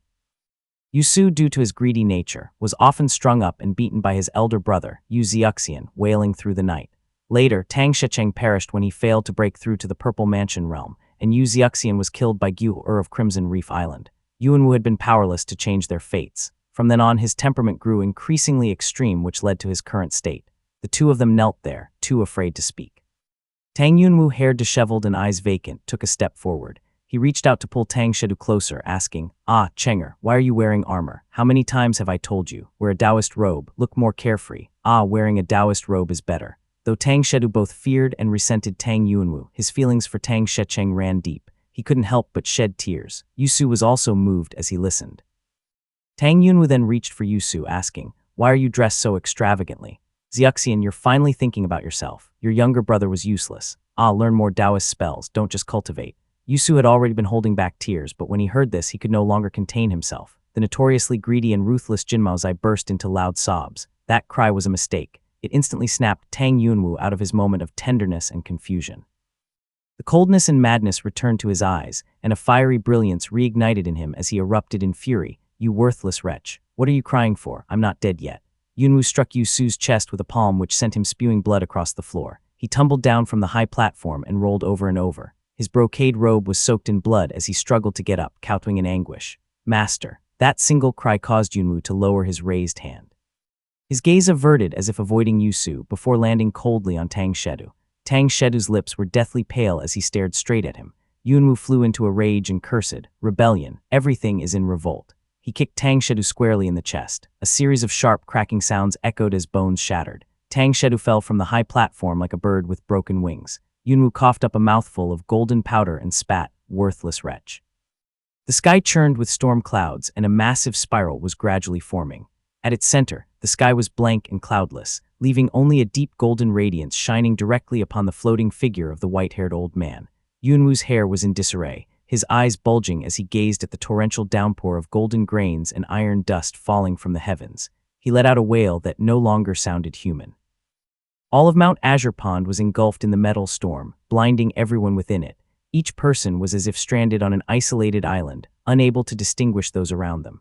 Taoist Master Yuan Su's expression grew solemn as he raised his jade cup and made a distant toast toward the sky. "Senior brother, go well." In the 7th month, Tang Yuanwu of Azure Pond perished through self-dissolution. Golden rain fell like a waterfall, iron dust descended like sand, his spiritual sense shattered beyond measure. When the rain finally subsided, stepping outside, one could see that the green peak had turned to gold within 10 meters radius. Green Pine Island. I will go with you to that market and take a look at where exactly it lies within the Kunyi Strait. After saying this, Li Zijai paused for a moment. Both he and his companions' expressions changed as they sensed the violent fluctuation of spiritual energy in the heavens and earth. Without hesitation, they rose into the sky, one following behind the other. Green Pine Island was home to many Foundation Establishment Realm cultivators, and soon, numerous figures could be seen gathering in the sky. They were all turning toward the south in unison. Their expressions ranged from complicated to mocking to cold sneers as they whispered among themselves. "Yuanwu has fallen." Li Zijai's expression was somewhat conflicted. Though Yuanwu had never had a good relationship with his own faction, he was still a Purple Mansion Realm cultivator. With a soft sigh, he slightly bowed to show his respect. After a brief moment, the golden metal storm in the distance quickly subsided. Li Zijai turned back and summoned a disciple from Azure Pond sect, instructing him in front of Han Shizhen. "I have obtained a lead from the Peak Master and will make a trip to the Han family. Inform the others to avoid them coming one after another for instructions, only to waste their efforts." Han Shizhen lowered his head in silence. The disciple responded and left. Only then did Li Zijai offer an apology. He said, "The sect has many rules. I ask for your understanding." Han Shizhen dared not say much and hurriedly responded, "I wouldn't dare. It is only proper." Chapter 693, The Fall of a Purple Mansion Master II. Without further delay, they rode the wind together. After 2 days, they descended into the market city. As soon as the market's grand formation opened, the Han family cultivators hurriedly approached and called out for their family head. "Taoist, please take a look. This is our Tu Liu market." Han Shizhen ignored them, falling half a step behind Li Zijai, smiling as he introduced the place in a soft voice. "Taoist, please follow me to the main hall for a short rest while I inquire about the whereabouts of those rogue cultivators." Hearing this, Li Zijai furrowed his brows slightly and sensed something amiss. He followed Han Shizhen into the grand hall and took a seat at the side. Han Shizhen took 2 steps back, exited the hall, and his smile quickly faded. A burly man stepped forward with a heavy expression. Han Shizhen spoke in a low voice. "What did those men say?" The burly man simply replied, "We searched one man's soul. The others are beyond recognition." It turned out that although Han Shizhen claimed to have released them, he had long since skinned, dismembered, and extracted their souls. The demon-subduing copper rods had already fallen into the Han family's hands, but now he regretted his actions and murmured, "If I had known Li Zijai was this perceptive, I wouldn't have taken that demon-subduing copper rods. Now I can't explain things properly." If any of them said something wrong, he might detest my family. I can only claim they escaped. Yuan Chengdun's weapons were Foundation Establishment Realm Dharma artifacts, and a pair at that. Naturally, Han Shizhen had been tempted. Now he could only go along with his lie. After waiting outside for a moment, he stepped back inside. Putting on a smile, he said apologetically, "Taoist, it was my carelessness." Those men sold their goods and immediately scattered in all directions without staying for a moment. As for the demon subduing copper rods, it is beyond our reach. It seems Yuan Chengdun truly has perished. Li Zijai sat at the head of the hall, holding his teacup, but he did not believe a word of it. He thought in his heart, Han Shizhen, you've established yourself in the Eastern Sea, you're no benevolent figure. Upon learning of a Foundation Establishment Realm inheritance, you must have fabricated an excuse to capture those rogue cultivators. You just wanted to keep that pair of Foundation Establishment artifacts for yourself. Li Zijai had no desire for those artifacts, so he didn't bother exposing him. Instead, he casually waved his hand and asked, "Is there any news about that location? Then let us depart." Li Zijai rose and said softly, "In that case, I must trouble you to collect those demon-suppressing stones. My family had some ties with Senior Yuan Chengdun. Sending them to Mushroom Forest Plain would at least fulfill a portion of that bond." Having already taken the demon-subduing copper rods, Han Shizhen was feeling uneasy and dared not say more. He nodded repeatedly and led the way as they rode the wind, heading toward the Kunyi Strait. Li Zijai pondered along the way, flying far into the Kunyi Sea. The vast ocean stretched before them, with the golden crow sun hanging high, its scorching rays blazing down. Below them, on the scattered islets, the sea tribes looked up one by one. Han Shizhen, accompanied by a burly man, flew straight toward a location within the vast seascape. He came to a slow stop above the water without even surveying the surroundings before cupping his fists and saying, "Family head Taoist, this is the place." Han Shizhen's expression flickered, while Li Zijai suddenly understood, thinking to himself, so they searched their souls. Those rogue cultivators must already be dead. Han Shizhen carefully observed Li Zijai. Seeing his expression remain unchanged, he finally gestured and said, "Taoist, please proceed." The three of them split up, flying down in different directions. After searching for several days, Han Shizhen finally came to a slow stop on the ocean floor and found nothing. He paused several times, gradually losing motivation. Li Zijai's matters had nothing to do with him, as he was only acting out of self-interest. He had his eyes on that secret realm, which was the only reason he had been willing to assist. Now, waiting idly, he sat down beside a reef. Suddenly, a pair of long boots appeared before him. The boots shimmered in a deep blue hue, silver bright, their intricate craftsmanship and ornate patterns revealing them as anything but ordinary. Han Shizhen had no time to marvel. His initial surprise instantly turned into sheer terror. His thoughts flickered like lightning in his mind. He hurriedly looked up, meeting a pair of emerald green eyes, and was so terrified that he immediately pleaded, "This humble one greets the great demonic beast Muhai." He stammered a couple of words, but suddenly all sorts of illusions surged before his eyes. The water and sky around him trembled violently before he plunged into a deep and overwhelming darkness. Li Zijai naturally found nothing except for a few pieces of demon-suppressing stone on the seabed, which he collected one by one before pausing in the depths of the ocean. With a secret realm like this, how could a mere Foundation Establishment Realm cultivator possibly find it without a specialized method? He settled atop a reef, closing his eyes to cast a spell to summon his immortal mirror. But suddenly, his scalp tingled, and his entire body trembled. The core within his Kihai acupoints quivered slightly, forcing him to stop. Li Zijai hesitated momentarily before reopening his eyes, only to meet a pair of emerald green pupils directly. Standing right in front of him was a middle-aged man with sharp, narrow eyes and wild, flame-colored hair. His robe shimmered in gold, resembling the glimmer of scales. He was so close, barely a fist's distance, that Li Zijai could feel the cold radiating from him. Those emerald green pupils stared at Li Zijai icily, reflecting his own gray-black eyes within them. In his hands he held two severed heads, their empty eyes staring blankly at the sky. Their expressions strangely carried a hint of joy. One had neatly combed hair, while the other's beard and hair were wildly disheveled. "It's Han Shizhen and his retainer," muttered Li Zijai. It had only been a few days since they had separated, yet both men had met a violent end. Li Zijai's hair stood on end as he watched the radiant energy of the opponent's divine powers flow like liquid from his feet, spreading like lightning and enveloping him instantly. "A purple mansion realm, cultivator," said Li Zijai. He was completely immobilized and could only meet the cold gaze of this purple mansion realm cultivator. The man narrowed his eyes slightly, but when he spoke, his voice was clear and bright. It was utterly unfitting for his fierce appearance. "Who sent you?" "See Boxiu or Tang Yunwu." Li Zijai watched as the divine energy swirling around him turned a deep azure, casting a brilliant blue glow over his face. His thoughts flickered like lightning, and he quickly answered, reporting to the Taoist master. It was none of these two. The Purple Mansion Realm Taoist master slowly halted, revealing a strange expression. His emerald eyes blinked slightly, their hue deepening as if he had gleaned a great deal from Li Zijai's body. His red hair floated in the water as he sneered inwardly, quite the audacity. His gaze darkened, making it impossible to discern his true thoughts. As if suddenly amused, he chuckled and asked, was it Sui Guan? Li Zijai, however, shook his head and respectfully replied, this junior came of his own accord. My master has been missing for over a decade, yet the sect has remained unresponsive. It was my duty to seek him out personally. I had no intention of offending you, senior. The Purple Mansion Taoist master listened to his words, his gaze gliding coldly over Li Zijai. His golden robe shimmered as he responded, someone wants you dead. Upon seeing the severed heads in his hands, how could Li Zijai fail to grasp the situation? Green Pine Island had been given to him to guard. It was a prime location, conveniently granting him access to the Eastern Sea. Someone in the sect must have been waiting for this very moment. As long as he died swiftly, King Sui Peak would inevitably fall into the hands of the Yuan family. Clearly, those rogue cultivators came and went without issue. There must be some kind of restriction or agreement in place. Kai Jian must have suppressed the information, keeping it secret, just waiting for me to walk straight into this trap. Chapter 694, Dongfeng Heian I. This place must have been a subject of negotiation between the Azure Pond sect's Purple Mansion cultivators and the Dragon Clan, where certain promises were made. A Foundation establishment cultivator searching here must have violated a taboo. Li Zijai quickly formed a hypothesis, but this was not the time to dwell on it. He silently nodded and softly said, there are always conflicts of interest within the sect, such things are inevitable, but my master's life is at stake.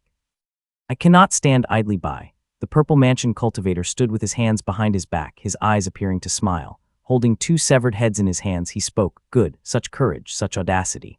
Li Zijai lowered his gaze, suppressing his emotions, as he heard the Purple Mansion cultivator coldly say, do you know my name? Li Zijai understood that this was the final test and had already formed his judgment in his heart, high nose, narrow eyes, flowing hair and beard.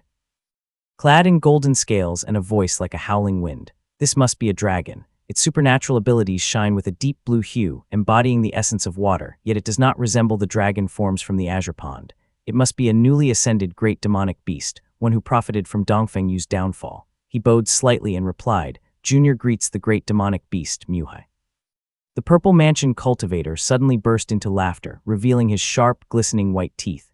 They were long and thin, appearing especially crystalline in the water. He laughed and said, you have trespassed here and must be punished. Now flee for your life. Many thanks, senior. Li Zijai clasped his hands in salute, then swiftly retreated, riding his heavenly glow southward. The dragon waited for a moment before stirring his lips and tongue, exhaling a breath of icy coldness between his teeth. The chill spun rapidly in the air, transforming into a deep blue droplet of water that floated and trembled continuously. As soon as his words fell, the young boy came to life. His eyes were lively, his demeanor graceful and natural. After tidying his clothes, he gave a slight bow and disappeared southward like a flash of lightning. Muhai stood with his hands behind his back as the great void beside him tore open, forming a figure who asked, Dongfeng Changmu, what has happened? Muhai blinked his emerald green eyes and spoke softly. The Azure Pond seeks to kill with a borrowed knife, deliberately sending a Foundation establishment cultivator here. But I sense he has some backing. Father said that Suiguan does not resemble a human in form, so we should be cautious. The figure nodded reluctantly, slowly revealing its form. It was a narrow-eyed woman of imposing presence, her robes billowing as she softly said, Father and Dragon Monarch Xiang will arrive soon. Be prepared. Muhai nodded and smiled. With both Dragon Monarchs acting together, we should be able to take Thundercloud Temple and complete the thunder summoning and lightning control foretold in the Azure Prophecy Scroll. The dragon woman shook her head slightly, her expression tinged with melancholy, and merely said, but while the Taoist master Shangyuan is breaking through and the humans are entangled in internal conflict, we should seize this secret realm. Besides, that so-called Azure One is a figure from countless millennia ago. What was useful then may not be now. Muhai simply chuckled, stroking the red whiskers on his lips as he replied, he is an immortal, he would not be wrong. Li Zijai sped away on his heavenly glow, streaking a deep trail of multicolored light across the sea's surface. Holding a talisman in his hand, cold sweat trickled down his back. Punishment. He had no time to consider the causes and consequences. A chill surged behind him, and when he looked toward the water, he saw tiny fragments of ice floating upon the surface. Sensing something amiss, Li Zijai watched as the seawater before him rose, transforming into a young figure. With neatly tied hair, fine eyebrows, and bright eyes, the figure adjusted his sleeves with graceful ease and said with a smile, I am Dongfeng Heian, "Greetings, fellow Taoist." Hearing the surname Dongfeng, Li Zijia immediately recognized it as a method of the Dragon Clan from the Purple Mansion. He returned the courtesy as the gentle young man softly said, "By order of my exalted immortal lord, I have come to execute you. Forgive the offense." Li Zijia had already placed his hand on his sword.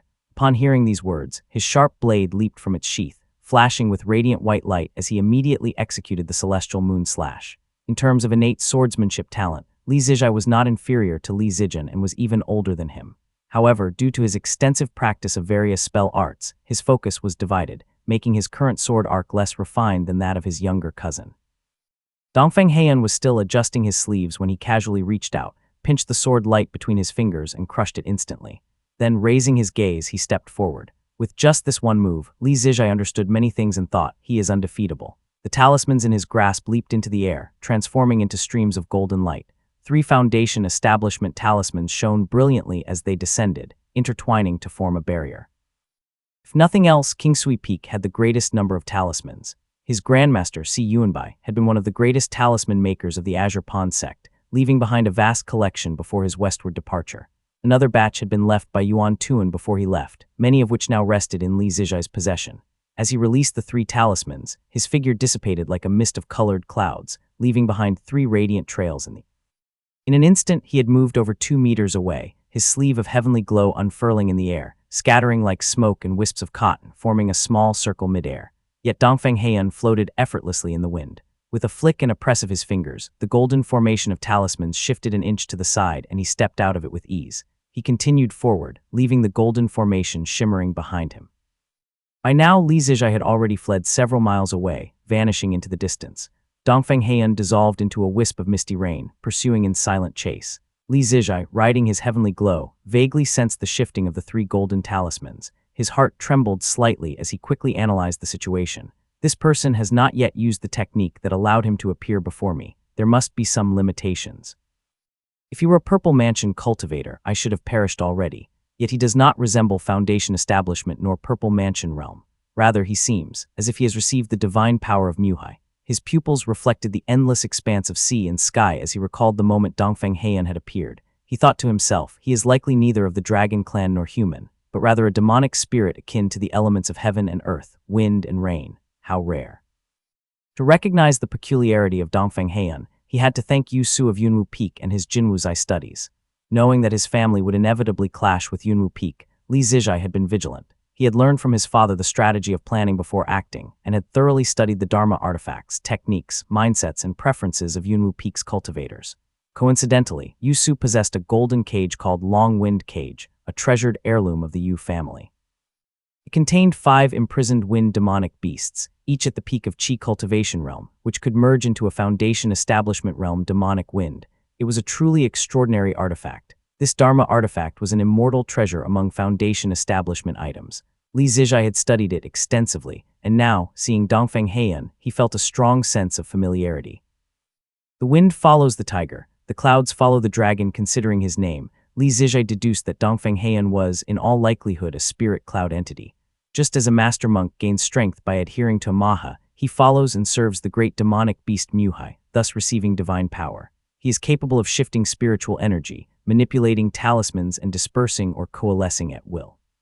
Having reached his conclusion, Li Zijia made an immediate decision, remaining calm as he thought, I cannot entangle myself with mist and clouds in midair. I must descend into the water to plan my next move. Behind him, Dongfeng Heian narrowed his eyes slightly, watching as Li Zijia plunged into the water. He nodded subtly and thought, ordinary people assume I am of the Dragon Clan and dare not engage me in water combat. But this cultivator who refines heavenly radiance is both quick-witted and decisive. Frowning slightly as if concerned about his robes, he released a burst of mana to repel the seawater before descending. A trail of bubbles were left behind as he sank swiftly. Chapter 695, Dongfeng Heian II. As expected, once Li Zijia entered the water, Dongfeng Heian's speed slowed slightly, though not significantly. Li Zijia dived deeper, and the light before him quickly. Following behind, Dongfeng Heian retrieved a luminous blue pearl from his sleeve, placing it between his palms before exhaling softly. Poof. Ahead, Li Zijia's feathered robe flared with radiant light, emitting small wisps of gray mist. His face paled instantly as he spat out blood. The spell he had been forming in his hands reached completion. With his 2 fingers pressed together, he whispered, "Activate." His figure instantly split into multiple shadows, yet instead of dispersing, they overlapped and merged together. An illusion technique. How could that possibly deceive me? Dongfeng Heian frowned slightly as another jade pearl appeared in his palm. He flicked it forward with a slight movement of his fingers, but Li Zijai suddenly turned back, forming a spell seal in his hands. His middle and ring fingers bent into his palm, while the others pointed outward, which shaped the image of a cauldron. Layers upon layers of phantom shadows coalesced into a faintly visible, massive cauldron. The jade pearl fell into the cauldron, erupting with a thunderous explosion.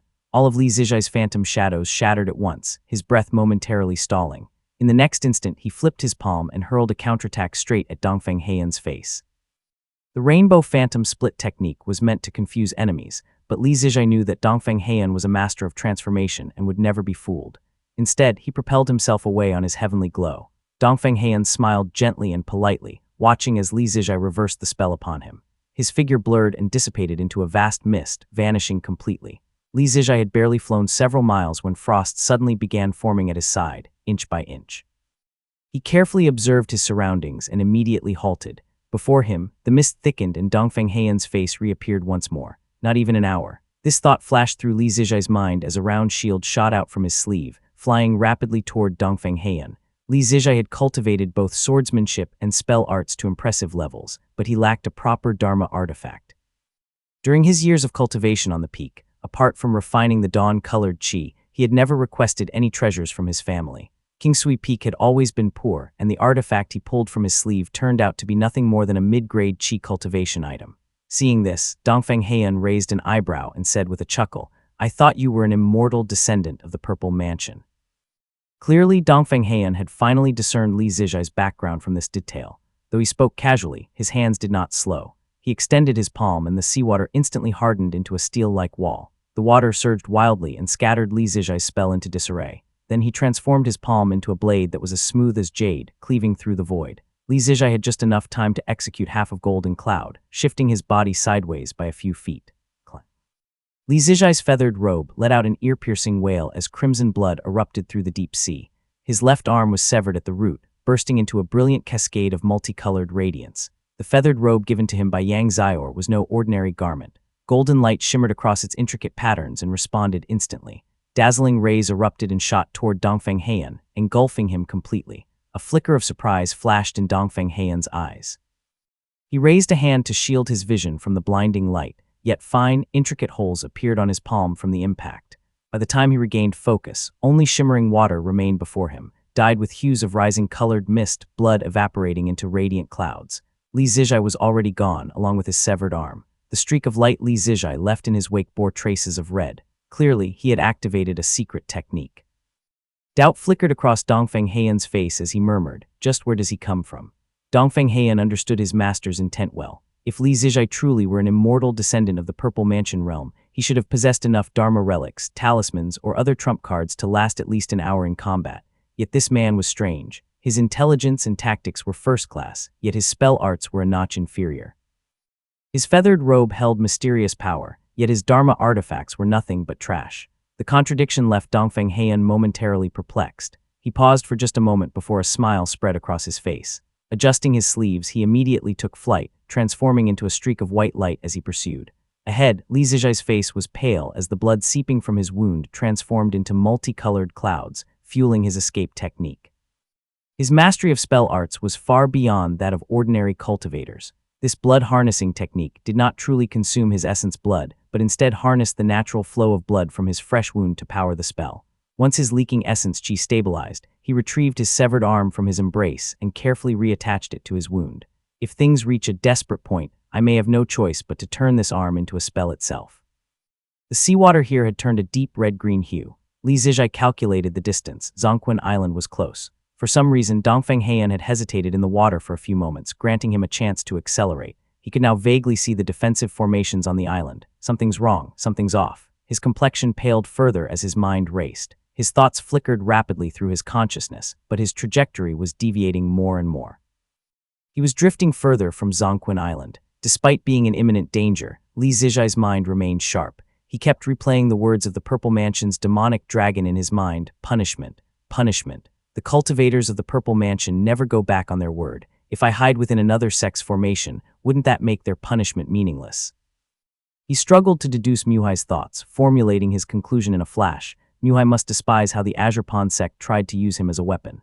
But I trespassed into the Dragon Clan's territory, which seems like a provocation. He can't let me go easily. Dongfeng Heian is far stronger than me. If this turns into a chase, I will die for sure. If he isn't trying to kill me outright, then either he is restricted by time, or I must pay a sufficient price to satisfy his authority. No matter what, I absolutely cannot flee into my sect's formation. Gritting his teeth, he adjusted his escape path further southward, thinking to himself, if I embarrass Muhai, Dongfeng Heian will surely go on a rampage. I must not bring disaster upon my aunt. Chapter 696, One Palm Eye. In the pitch-black depths of the ocean, two streaks of light flashed by. The one in the lead was dazzling and vibrant, resembling a long, flowing ribbon cutting through the dark waters. The one trailing behind appeared far more ordinary, like a massive air bubble pushing aside the seawater as it advanced. Yet it was much faster than the first as it was steadily closing the gap. Li Zijai sped forward. His light trail shifted off course and left behind a stunning, multicolored ribbon. His escape technique, Dawn Imperial Movement, was a grade 4 spell of exceptional speed. His cultivation of Universal Dawn Mist was already specialized in speed. But only with multiple reinforcements did he barely manage to maintain some distance from Dongfeng Heian, preventing immediate capture. But as Li Zijai's course deviated, he unwittingly gave Dongfeng Heian the perfect opening to close the gap. The young pursuer lifted his gaze and spotted the colorful glow ahead. Though he did not understand why Li Zijai had changed course, Dongfeng Heian would not let the opportunity slip. He pinched a deep blue pearl between his fingers and flicked it toward Li Zijai's back. Up ahead, Li Zijai pulled out a talisman and braced himself. His severed arm had already reattached. Although it was slightly stiff, it was still functional. The sight made Dongfeng Heian raise his brows in surprise. He neutralized my mana so quickly. Dongfeng Heian's palm blade attack had not been a simple cut. It was imbued with mana designed to seep into the wound. It would disrupt Li Zijai's own mana circulation and prevent his injury from healing. Had it not been for the golden radiance hidden within Li Zijai's feathered robe, his arm would have been utterly obliterated, leaving him no chance to reattach it. Yet now somehow it was functioning once more. Li Zijai focused solely on his talisman defense, paying no heed to the golden light of his robe. The reason his arm had reattached so swiftly was, of course, due to his talisman chi. Having received the Rainbow Pierce Skyway talisman, he could dissolve external spell arts. As its colorful light circulated, the pale blue mana lingering in his wound rapidly dissipated. This allowed his flesh to knit back together, emitting brilliant hues of dawn. As he gradually regained control of his arm, Dongfeng Heian's spell advanced silently. It struck the talismans and erupted into a series of thunderous blasts which sent shockwaves rippling through the water. Li Zijai let out a muffled groan as his breath faltered. The heavenly glow beneath his feet dimmed. It was slowing his escape. Dongfeng Heian had already closed the distance in an instant, only to see Li Zijai forming a seal once again. The young pursuer watched with interest, as if expecting Li Zijai to unveil a new technique. Yet, the seals he formed seemed oddly familiar, ones he had already used before. In such a critical moment, Li Zijai positioned his right hand above his left and extended a finger from each. He pressed them together and cast a duplication technique. Is he courting death? Thought Dongfeng Heian. Dongfeng Heian remained calm and composed, showing neither hesitation nor doubt. No matter what Li Zijai was attempting, he simply extended his palm toward the latter's back. Poof! Li Zijai coughed up blood as he had taken the full force of the palm strike head-on. A golden blue imprint bloomed on the back of his feathered robe, and an explosive surge of golden radiance burst forth, engulfing Dongfeng Heian's vision. This time, Dongfeng Heian was prepared. He pushed out forcefully, instantly shattering the golden light. But in that brief moment of pause, a thick mist of rainbow hues erupted from Li Zijai's body, swiftly spreading and dyeing the surrounding seawater in vibrant colors. At the same time, seizing this fleeting moment, Li Zijai's feet flared with radiance. His form dispersed like mist and left behind 3 dazzling trails of multicolored light, gold and cloud. In an instant, his well-honed duplicates leaped in separate directions. Everywhere, brilliant streaks of light wove through the mist, using the rainbow fog as cover while scattering in all directions. Over 2 meters away, Li Zijai's silhouettes appeared in every direction, all executing identical movements. They all swept out a sleeve of heavenly glow that drifted like smoke and floating wisps. Then each of them streaked away upon radiant trails. Dongfeng Heian nodded slightly, a hint of appreciation flickering across his face as he thought first. He took a direct palm strike to release a spell, using the golden light from his robe to blind my vision. Then he masked his movements with rainbow mist, preventing me from discerning the real body, and finally scattered in all directions. In just a few seconds, despite Li Zijai's grave injuries, he had unleashed 3 different techniques in succession. He transformed into a dozen beams of radiant light shooting outward. Dongfeng Heian stood still, sweeping aside the rainbow mist with his sleeve, shaking his head slightly. What a pity, muttered Dongfeng Heian. Li Zijia had calculated everything to perfection, yet he failed to realize that Dongfeng Heian's mana had already latched onto his feathered robe like a parasitic worm. Even if he couldn't visually distinguish the real body, his mana could still trace the correct escape route. Since he already took my palm strike, the connection remains. No matter how he scatters like falling petals, it'll be futile in the end. Closing his eyes slightly, Dongfeng Heian sensed the distant fluctuations of mana. Stepping upon the seawater, he flew for several more miles before his form dispersed once again like mist. The surrounding ocean waters froze over in delicate layers, producing faint, crackling sounds. The sea roared as Dongfeng Heian figure dissolved into vapor and reformed, emerging ahead of the fleeing light which blocked it completely. Dongfeng Heian casually flicked his sleeve, appearing before Li Zijia once more. Perhaps due to his severe injuries, Li Zijia's perception had dulled. He remained focused on flying forward, unaware of the imminent obstruction. Dongfeng Heian's usually gentle and refined expression shifted, a faint smile appearing on his face. With a casual flick of his sleeve, the Li Zijia before him shattered into scattered beams of colorful light. The fragmented light dispersed like a swarm of tiny fireflies, vanishing into the air. Left behind in the water was only a tattered feathered robe, gently drifting with the current. On its back, the deep blue palm imprint still shimmered brilliantly, radiating an ethereal glow. Seeing this, Dongfeng Heian's smile widened as he thought, good, very good. So he deliberately took my palm strike, then placed the feathered robe on a clone. The rainbow mist was merely a distraction. As expected, humans are cunning. His smile soon faded as he extended his pale jade-like fingers, lifting the feathered robe. Turning it over twice, he finally noticed a tiny ancient seal in the corner. Yang. The writing style was not contemporary, but rather archaic.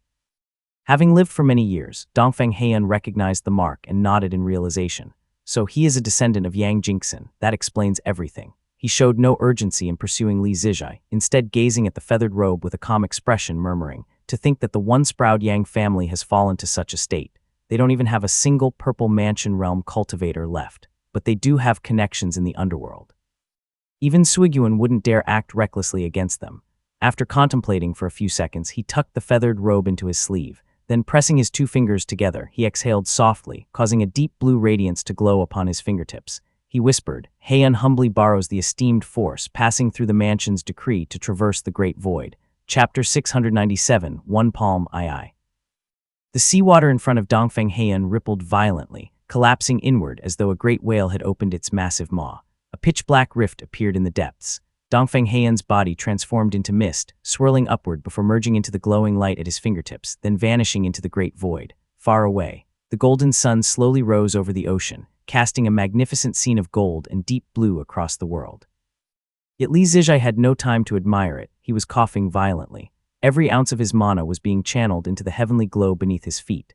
His chi reservoirs were being drained dry, all in service of maintaining his escape technique. He had no idea how far he had flown. With trembling hands, he fished out several pills from his storage pouch and swallowed them hastily. He also stuck a few flight-enhancing talismans onto himself. Although their effects were meager, anything was better than nothing. Only then did he finally take a moment to survey his surroundings. Dongfeng Heian fell for it, thought Li Zijia. With a single glance, Li Zijia knew that Dongfeng Heian was an exceedingly confident individual. That very confidence had led him into the trap. Li Zijia had sent out over a dozen clones, and since Dongfeng Heian had failed to distinguish them immediately, he had lost his chance to do so altogether. Even if Dongfeng Heian could use that void-traversing technique, there were certainly limitations. It took time to do so, and he couldn't just appear before Li Zijia without cause or a guiding force. By all accounts, Li Zijia had already escaped danger. Yet Li Zijia dared not relax, nor did he let a single trace of triumph show on his face. He remembered well, this was never a true assassination. It was merely a punishment by a great demonic beast of the Purple Mansion.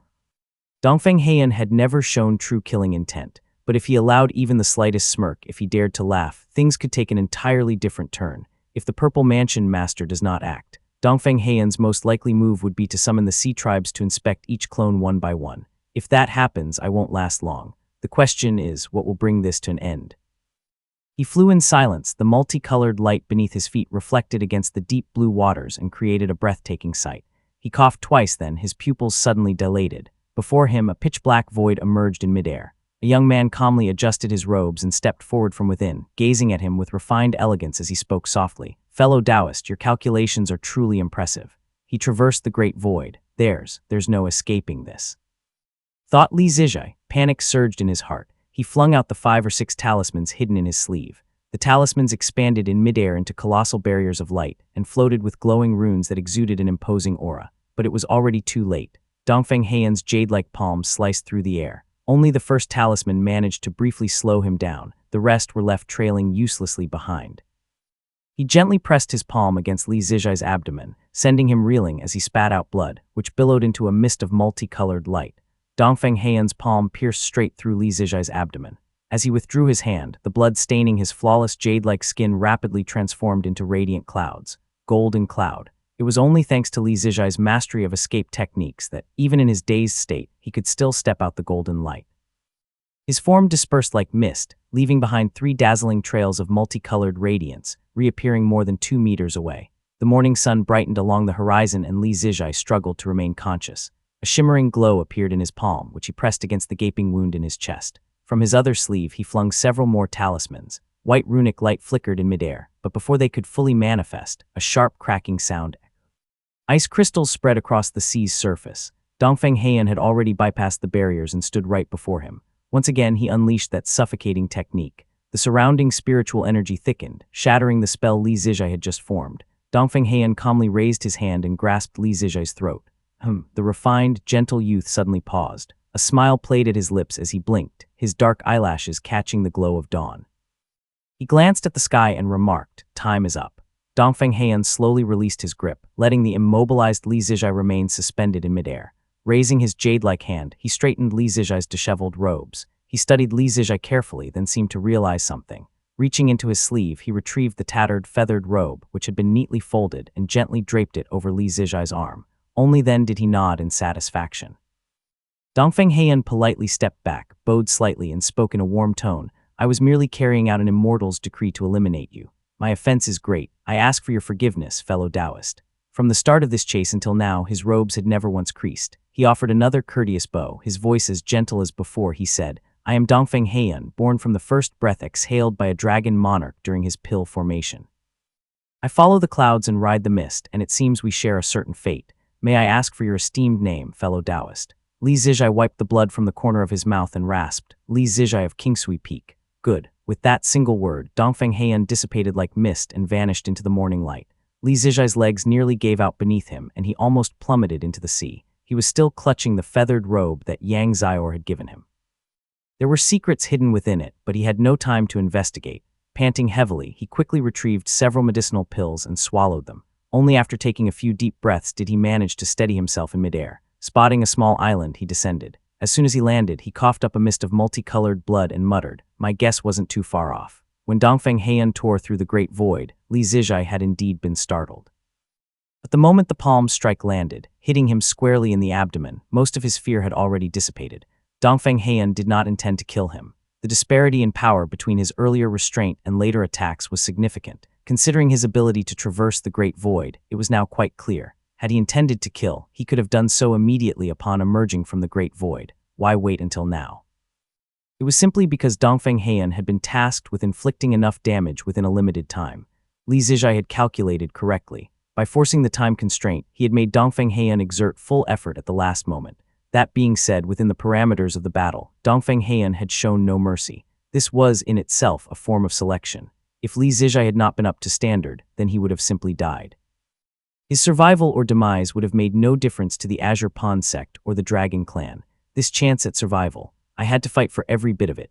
Even so, taking that palm strike directly without any Dharma artifact to protect him was no minor matter. Li Zijai slowly sat down, feeling the internal injuries that the strike had left behind, and pondered over his condition. Dongfeng Heian's technique primarily inflicted mana-based damage, with deep blue energy continuously corroding his body. However, Li Zijai was uniquely suited to counter it. His rainbow-pierced skyway allowed him to dissolve external mana. But the fact remained that the palm strike had torn through his abdomen, and coupled with his earlier severed arm, the injuries were severe and could not be ignored. Now sitting quietly, he finally had the chance to piece together the sequence of events and organize his thoughts. He wants to harm me. Chapter 698, Cloud Smoke I. Scarlet Pristine Sea, Zonquin Island. The clouds over Zonquin Island drifted, the air was damp, and a towering bronze ritual altar stood tall. Its intricate carvings depicted various patterns of rain, mist, and thunder. The hues of greenstone and bronze complemented each other. Li Qinghong had cultivated here for over a decade. Since travel was inconvenient, she had Zhang Yan construct another ritual altar on the island, at least granting some benefits to the island's inhabitants. She slowly rose as thunder flowed over her jade armor. Around her, a circle of bronze and silver statues flickered with lightning. The lightning surged toward her and cascaded down from the jade sleeves at her wrists. Li Qinghong had been in seclusion here, cultivating for over a decade. Her strength had steadily grown, and her aura had become increasingly refined. Falling water rising storm was naturally abundant in thunder, and with the ritual altar's support, Li Qinghong frequently sought out lightning to resonate with the thunder pool within her. These 10 years of cultivation had been twice as effective, equaling over 30 years of inland practice, leaving her just one step away from the late Foundation establishment realm.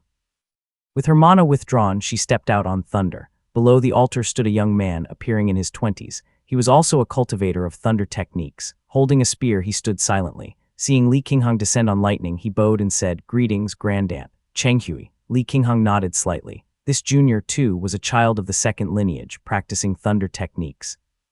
He had remained by her side, guarding the overseas island while using the altar to aid his cultivation.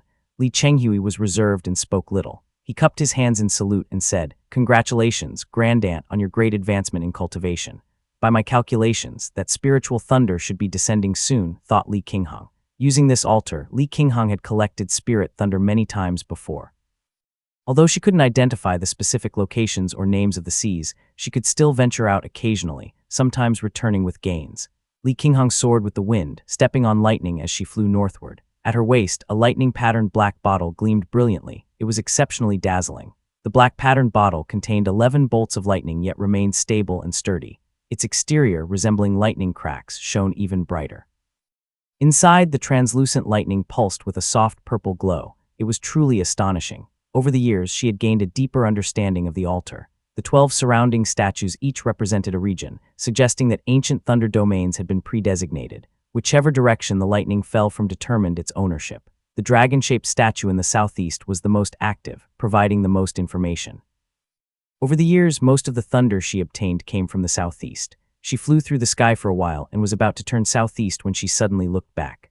Above Zonquin Island, a brilliant light rose, and the jade talisman on her wrist emitted a warm glow. Whenever Li Qinghong left Zonquin Island, she left behind a jade talisman as a precaution in case anything happened in her absence.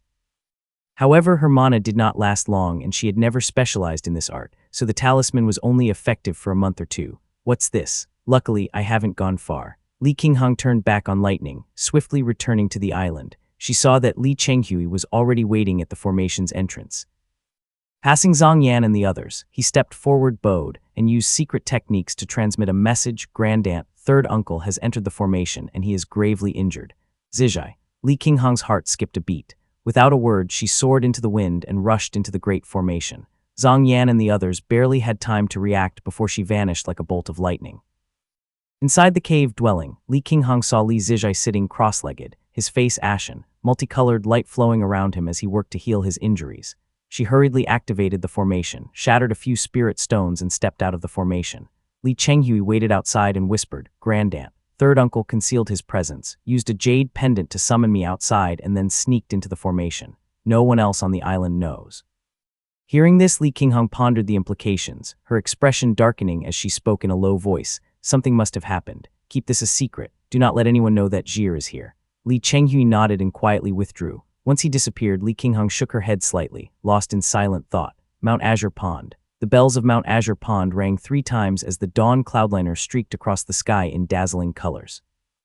Their massive, multicolored wings fluttered as they returned from all directions. With the fall of the Purple Mansion Realm Master, cultivators stationed across various regions were summoned back. Some who had long been absent from the sect also made an appearance, returning from the Eastern Sea, the southern border, and even the Northern Sea. Yuanwu has fallen. Li Xuanfeng halted midair, circling twice through the white mist before landing atop the peak. The Ning family members stood in orderly formation. As he looked around, he saw that the surrounding mountains remained lush and green, unlike the rumored golden landscape. When news first spread, it was said that enough gold had fallen within the peak to bury several people. Now that Yuanwu had perished, the vast amounts of gold scattered across the mountains had already been gathered and stored within the sect. Upon hearing this, Ning Heiyuan laughed heartily and even joked that for the next 100 years, Yuanwu Peak would no longer need to request gold from the sect. It could rely solely on Yuanwu's remains. Listening to the Ning family's laughter, Li Xuanfeng remained deep in thought. The time to act on the lake has come. But I don't know how things are on Zijai's side. He waited for a moment before the Ning family members dispersed into the peak. This was Dongquan Peak, one of the 36 Great Peaks. However, since Yuansu never managed it and the talented members of the Ning family had all gone to the southern border, its reputation remained obscure. When Li Xuanfeng entered the Grand Hall, he saw Yuansu seated at the head, alone. Clearly, no one dared to loiter in his presence. Clad in golden armor, Li Xuanfeng knelt before him and said, "Greetings, master." Yuansu's expression was unreadable. He glanced down at Li Xuanfeng and spoke in a low voice. "Yunwu has been utterly eradicated. Come with me to meet the Kai family." Li Xuanfeng felt a flicker of suspicion but said nothing. He nodded, rose to his feet and followed Yuansu out of the hall. At the entrance stood a tall middle-aged man named Ning Hejing. Ning Hejing was the elder cousin of Ning Heiyuan and Ning Hemian, one of the few Ning family cultivators still residing in the sect. He was the peak master of Yuanxing Peak and had close ties with Kai Jian. Kai Buzi was Kai Jian's great-grandfather, and Kai Jian's lineage was maternally tied to Ning Hejing's branch. The two had grown up together and their interests were closely intertwined, which made them as good as blood brothers. Ning Hejing cupped his hands and said to Yuansu, "Master, please proceed to the main hall." Yuansu gave a slight nod and ascended into the wind. Ning Hejing merely nodded at Ning Heiyuan and the others without so much as a smile. He maintained a careful distance as he led Yuansu and a few Ning family elites into the air. Ning Heiyuan's expression darkened briefly before returning to normal. Behind him, several younger members of the Ning family also looked displeased, clearly dissatisfied with Ning Hejing's actions. Ning Hejing ignored their reactions, showing only a hint of cordiality toward Li Xuanfeng. Li Xuanfeng nodded in return and together they descended into the Azure Pond main hall. Mist billowed within the hall, clear energy drifting in wisps. In the center stood a large golden bell. It was undoubtedly the one that had just rung. Beside this golden Dharma artifact stood a middle-aged man who appeared to be from the Kai family. At the highest seat stood a man clad in a brilliant robe with a sword at his waist. It was most likely Kai Jian, the sect master of Azure Pond. Given the striking resemblance between him and the man below, that person was likely his younger brother, Kai Jian. Chapter 699, Cloud Smoke II. It was Li Xuanfeng's first time seeing Kai Jian, yet he found him familiar. Narrowing his eyes slightly, a thought stirred in his mind. When all was said and done, the fame of their sword immortal was owed to this man. Back when Kai Jian was still the sect's young master, he had been overseeing Li Qijing's journey to the southern border. By now 70 to 80 years had passed. Kai Jian was now at the late Foundation establishment realm. No one knew how many secret techniques he had mastered, but his spiritual qi radiated warmth and grandeur. He had likely consumed many treasured panaceas. Standing at the top, he exuded a commanding presence. "Greetings, sect master." The gathered cultivators saluted, but Kai Jian was focused on first bowing to Yuansu, respectfully saying, "Greetings, Taoist master Yuansu." Yuansu waved his hand dismissively, merely lowering his head slightly toward the central memorial plaque. He was acknowledging Yuanwu's passing. The Ning family members then stepped forward to pay their respects one by one. Kai Jian watched coldly. When the formalities were complete, he glanced meaningfully at Ning Hejing. Ning Hejing turned to Ning Heiyuan and said in a low voice, "You all may leave." Ning Heiyuan's eyelid twitched at the command. He turned to gauge Yuansu's expression, but seeing the Taoist master remain indifferent, he had no choice but to silently lead his people out. Though brief, the exchange told Li Xuanfeng everything he needed to know. Once everyone had left, Yuansu finally spoke, "Where is Senior Suiguan?" At the mention of this name, Kai Jian's hand tensed slightly on the hilt of his sword. A faint smile appeared on his face as he responded in a soft voice, "The honored master is elusive as a dragon, roaming the great void, traveling between the mainland and the seas. We juniors, naturally, do not know his whereabouts. That jade talisman, there was no mistaking it. It was the very same one he had used overseas to reap countless lives, tying dozens of storage pouches to it. And now it hung from Kai Jian's waist. Is this a warning or a hint? Thought Li Xuanfeng. He scrutinized Kai Jian, only to find that the young sect master of Azure Pond was silently observing him as well. The nephew of Li Qijing, thought Kai Jian. Of course, he remembered that boy from back then. 80 years had passed in a blink, yet he had never forgotten that one sword strike. Every time he practiced with his blade, the image of a crisp breeze and bright moon would surface in his mind, making him pause and reflect in silence. As his cultivation grew and his sword techniques and spell arts became more refined, he was no longer the Kai Jian who once rushed through his training. Yet that sword strike had been so dazzling that it left him feeling unworthy, so much so that he rarely used his sword anymore. With an uncle like that, it's no surprise his nephew turned out like this. The Li Xuanfeng before him was even sharper than that boy from long ago. He was weathered, ruthless, and was clad in armor reeking of blood. He was like a blade, so perfect that one would want to treasure and collect him. Having consumed many treasured panaceas, Kai Jian still looked youthful, while Li Xuanfeng bore the visage of an old warrior. As Kai Jian was momentarily lost in thought, Yuan Su finally spoke. Suiguan intends to bring you to the ceremony. Kai Jian quickly snapped back to attention, cupped his hands, and respectfully replied, "Yes, master." Yuan Su nodded slightly, casually pointing at Li Xuanfeng as he said, "My family is full of useless people. I'll only send this junior. If you get the chance, you should exchange pointers with him." Ning Hijing was inexplicably insulted but dared not protest. After all, he was only at the early Foundation establishment realm, his innate ability inferior even to his younger brothers. Knowing Li Xuanfeng's reputation, he endured it in silence. Kai Jian was momentarily taken aback, but he quickly recovered, a kind smile appearing on his face as he nodded and said, "As you command, master." Yuan Su nodded again before departing with Li Xuanfeng, leaving the three men standing in the hall. Ning Hijing remained in the corner, silent as ever. At last, Kai Jian, who had not spoken all this time, finally broke his silence. His expression was dark and sinister as he muttered, "So this is Li Xuanfeng." Kai Jian's features closely resembled Kai Jian's, but his expression carried a more sinister and cunning edge as he spoke coldly. "That Li Qijing must have used some underhanded trick to defeat you back then. Our family has always held a grudge against the Li family. Many have long harbored resentment toward him. Once Yuan Su dies, Jian." Kai Jian immediately cut him off with a sharp reprimand. "How dare you?" Kai Jian fell silent, while Kai Jian's expression darkened as he strode forward, his voice icy. "How many times have I told you? Li Qijing defeated me fair and square with his sword intent. There's nothing disgraceful about it. You lot keep distorting the truth and twisting it in circles. That's the behavior of sore losers." Seeing Kai Jian scoff, he snapped harshly. He said, "I admitted defeat under broad daylight and never sought to harm the Li family afterward. That's how I salvaged my honor. Yet your family keeps scheming recklessly, meddling with the Yuan family. That's what's truly putting me on the pyre." Kai Jian, now thoroughly chastised, shut his mouth in embarrassment. Kai Jian had never been truly bothered by his defeat at Li Qijing's hands. Even now, how many in Jiangnan could wield sword intent? A loss was a loss. He had never stooped to petty tricks to cover it up. And yet, as his position as sect master became increasingly precarious, Kai Jian found himself struggling to find capable subordinates. Instead, he began to regret, saying, "If our ancestor hadn't plotted against Li Qijing back then, how many competent aides would I have now?" Not only was Li Qijing unparalleled in sharpness, but his intellect was also top tier. If I had him at my side, I wouldn't have to suffer the stupidity of this lot. And beyond that, there's still Li Tongya, Li Xuanfeng, even Li Zijai, each one of them capable of holding their own and guarding a territory. How did I end up stuck with only these imbeciles? Kai Jian sighed in exasperation, but suddenly realized that his brother had gone completely silent. Turning back, he saw Kai Jian looking dazed, and his heart clenched in alarm as he questioned, "What have you done this time?" Kai Jian had been lost in thought ever since the mention of harming the Li family.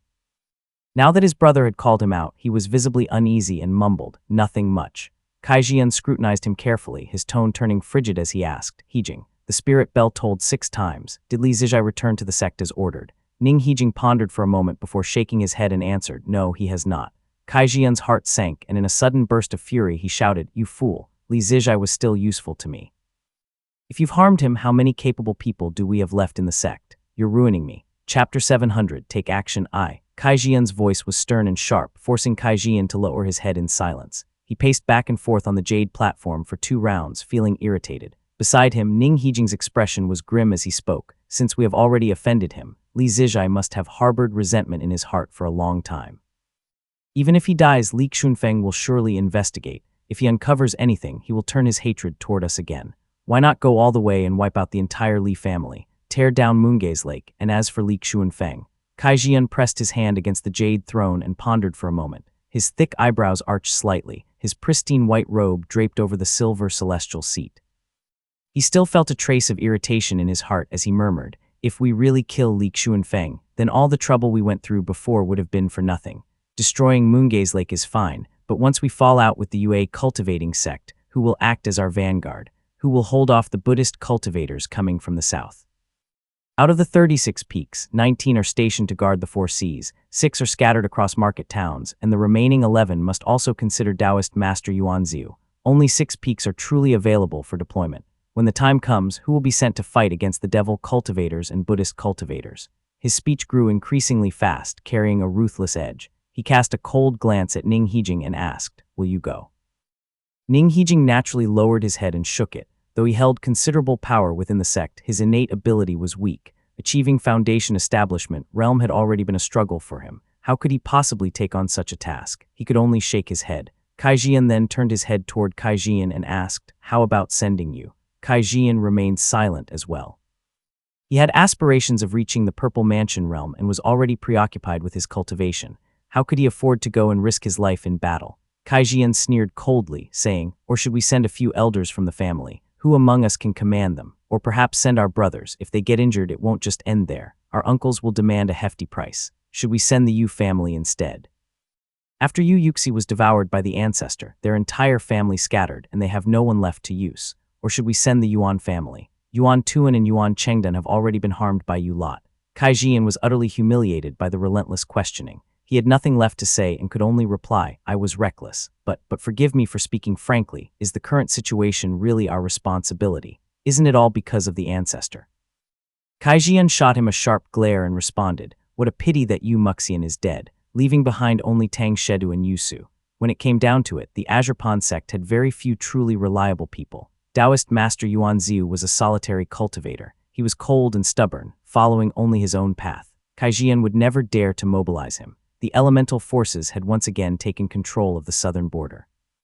Though it would likely return to the hands of the Ning family in a few years, Kaijian only found it troublesome. He lowered his voice and asked, "You deliberately sent him to find Yuan Tuan. He most likely won't survive. Regardless of whether Li Zijai lives or dies, an explanation must be given. None of the major families are blind, especially the Yang family. We killed their son-in-law." A headache overtook him. He could only wave his hand and say softly, "Find a scapegoat."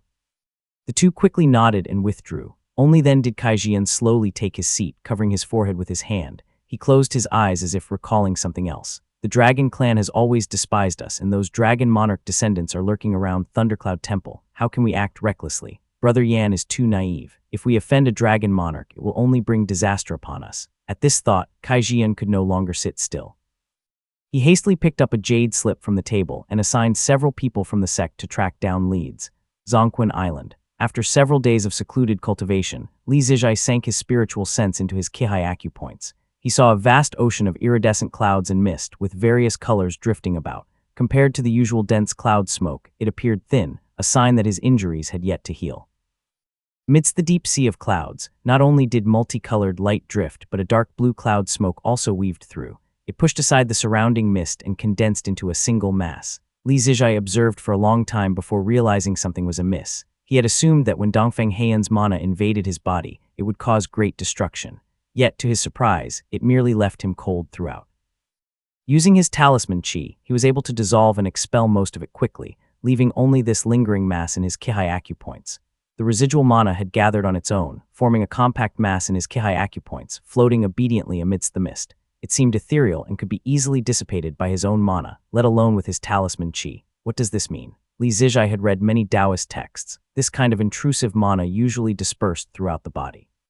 The mana would invade the organs and cause destruction, never gathering into a single entity like this. He studied it closely and sensed the subtle changes in the mana. It didn't seem like an offensive technique, but rather an art of perception. He quickly came to a realization. Dongfeng Heian wants to spy on the situation in Azure Pond sect. Muhai had achieved the Purple Mansion realm and was a direct descendant of the Dragon Monarch. He was rumored to be the seventh son of the current Dragon Palace ruler. He was not someone to be trifled with. How could he tolerate Azure Pond sect humiliating him without retaliation? On the surface, he had sent Dongfeng Heian to hunt down Li Zijai to fulfill an old agreement, but in truth, he was using this opportunity to plant a spy in Azure Pond sect and monitor its movements through Li Zijai. And this completely unguarded approach clearly conveyed to Li Zijai, he thought, the life granted to you by the Purple Mansion Realm cultivator was not granted to you for free. Moreover, making this technique so obvious as a spying method would instill fear in Li Zijai, preventing him from carelessly seeking the Muhai's aid. The entire ploy was clear now. Having already suffered betrayal by the Kai family, Li Zijai fell silent and hesitated. The Kai family wants to use Muhai as a blade, but Muhai is one of the top cultivators of the Purple Mansion realm. He will surely retaliate, and yet I am the one who suffers, caught between them, unable to offend either side. Now that Li Zijai understood the situation, he sighed deeply, not daring to erase the mana cluster recklessly. Li Qingheng had only waited 2 days on the island. She practiced thunder techniques, summoned wind and rain, and cast spells to conceal the iridescent anomalies caused by Li Zijai's healing process. After 3 days of waiting, the sealed stone door finally opened. Since achieving the Foundation Establishment realm and receiving the blessing of the immortal Foundation realm, Li Zijai had developed an innate noble aura. His features had become smoother and more composed compared to his youth. However, his current pallor lent him the appearance of a frail nobleman.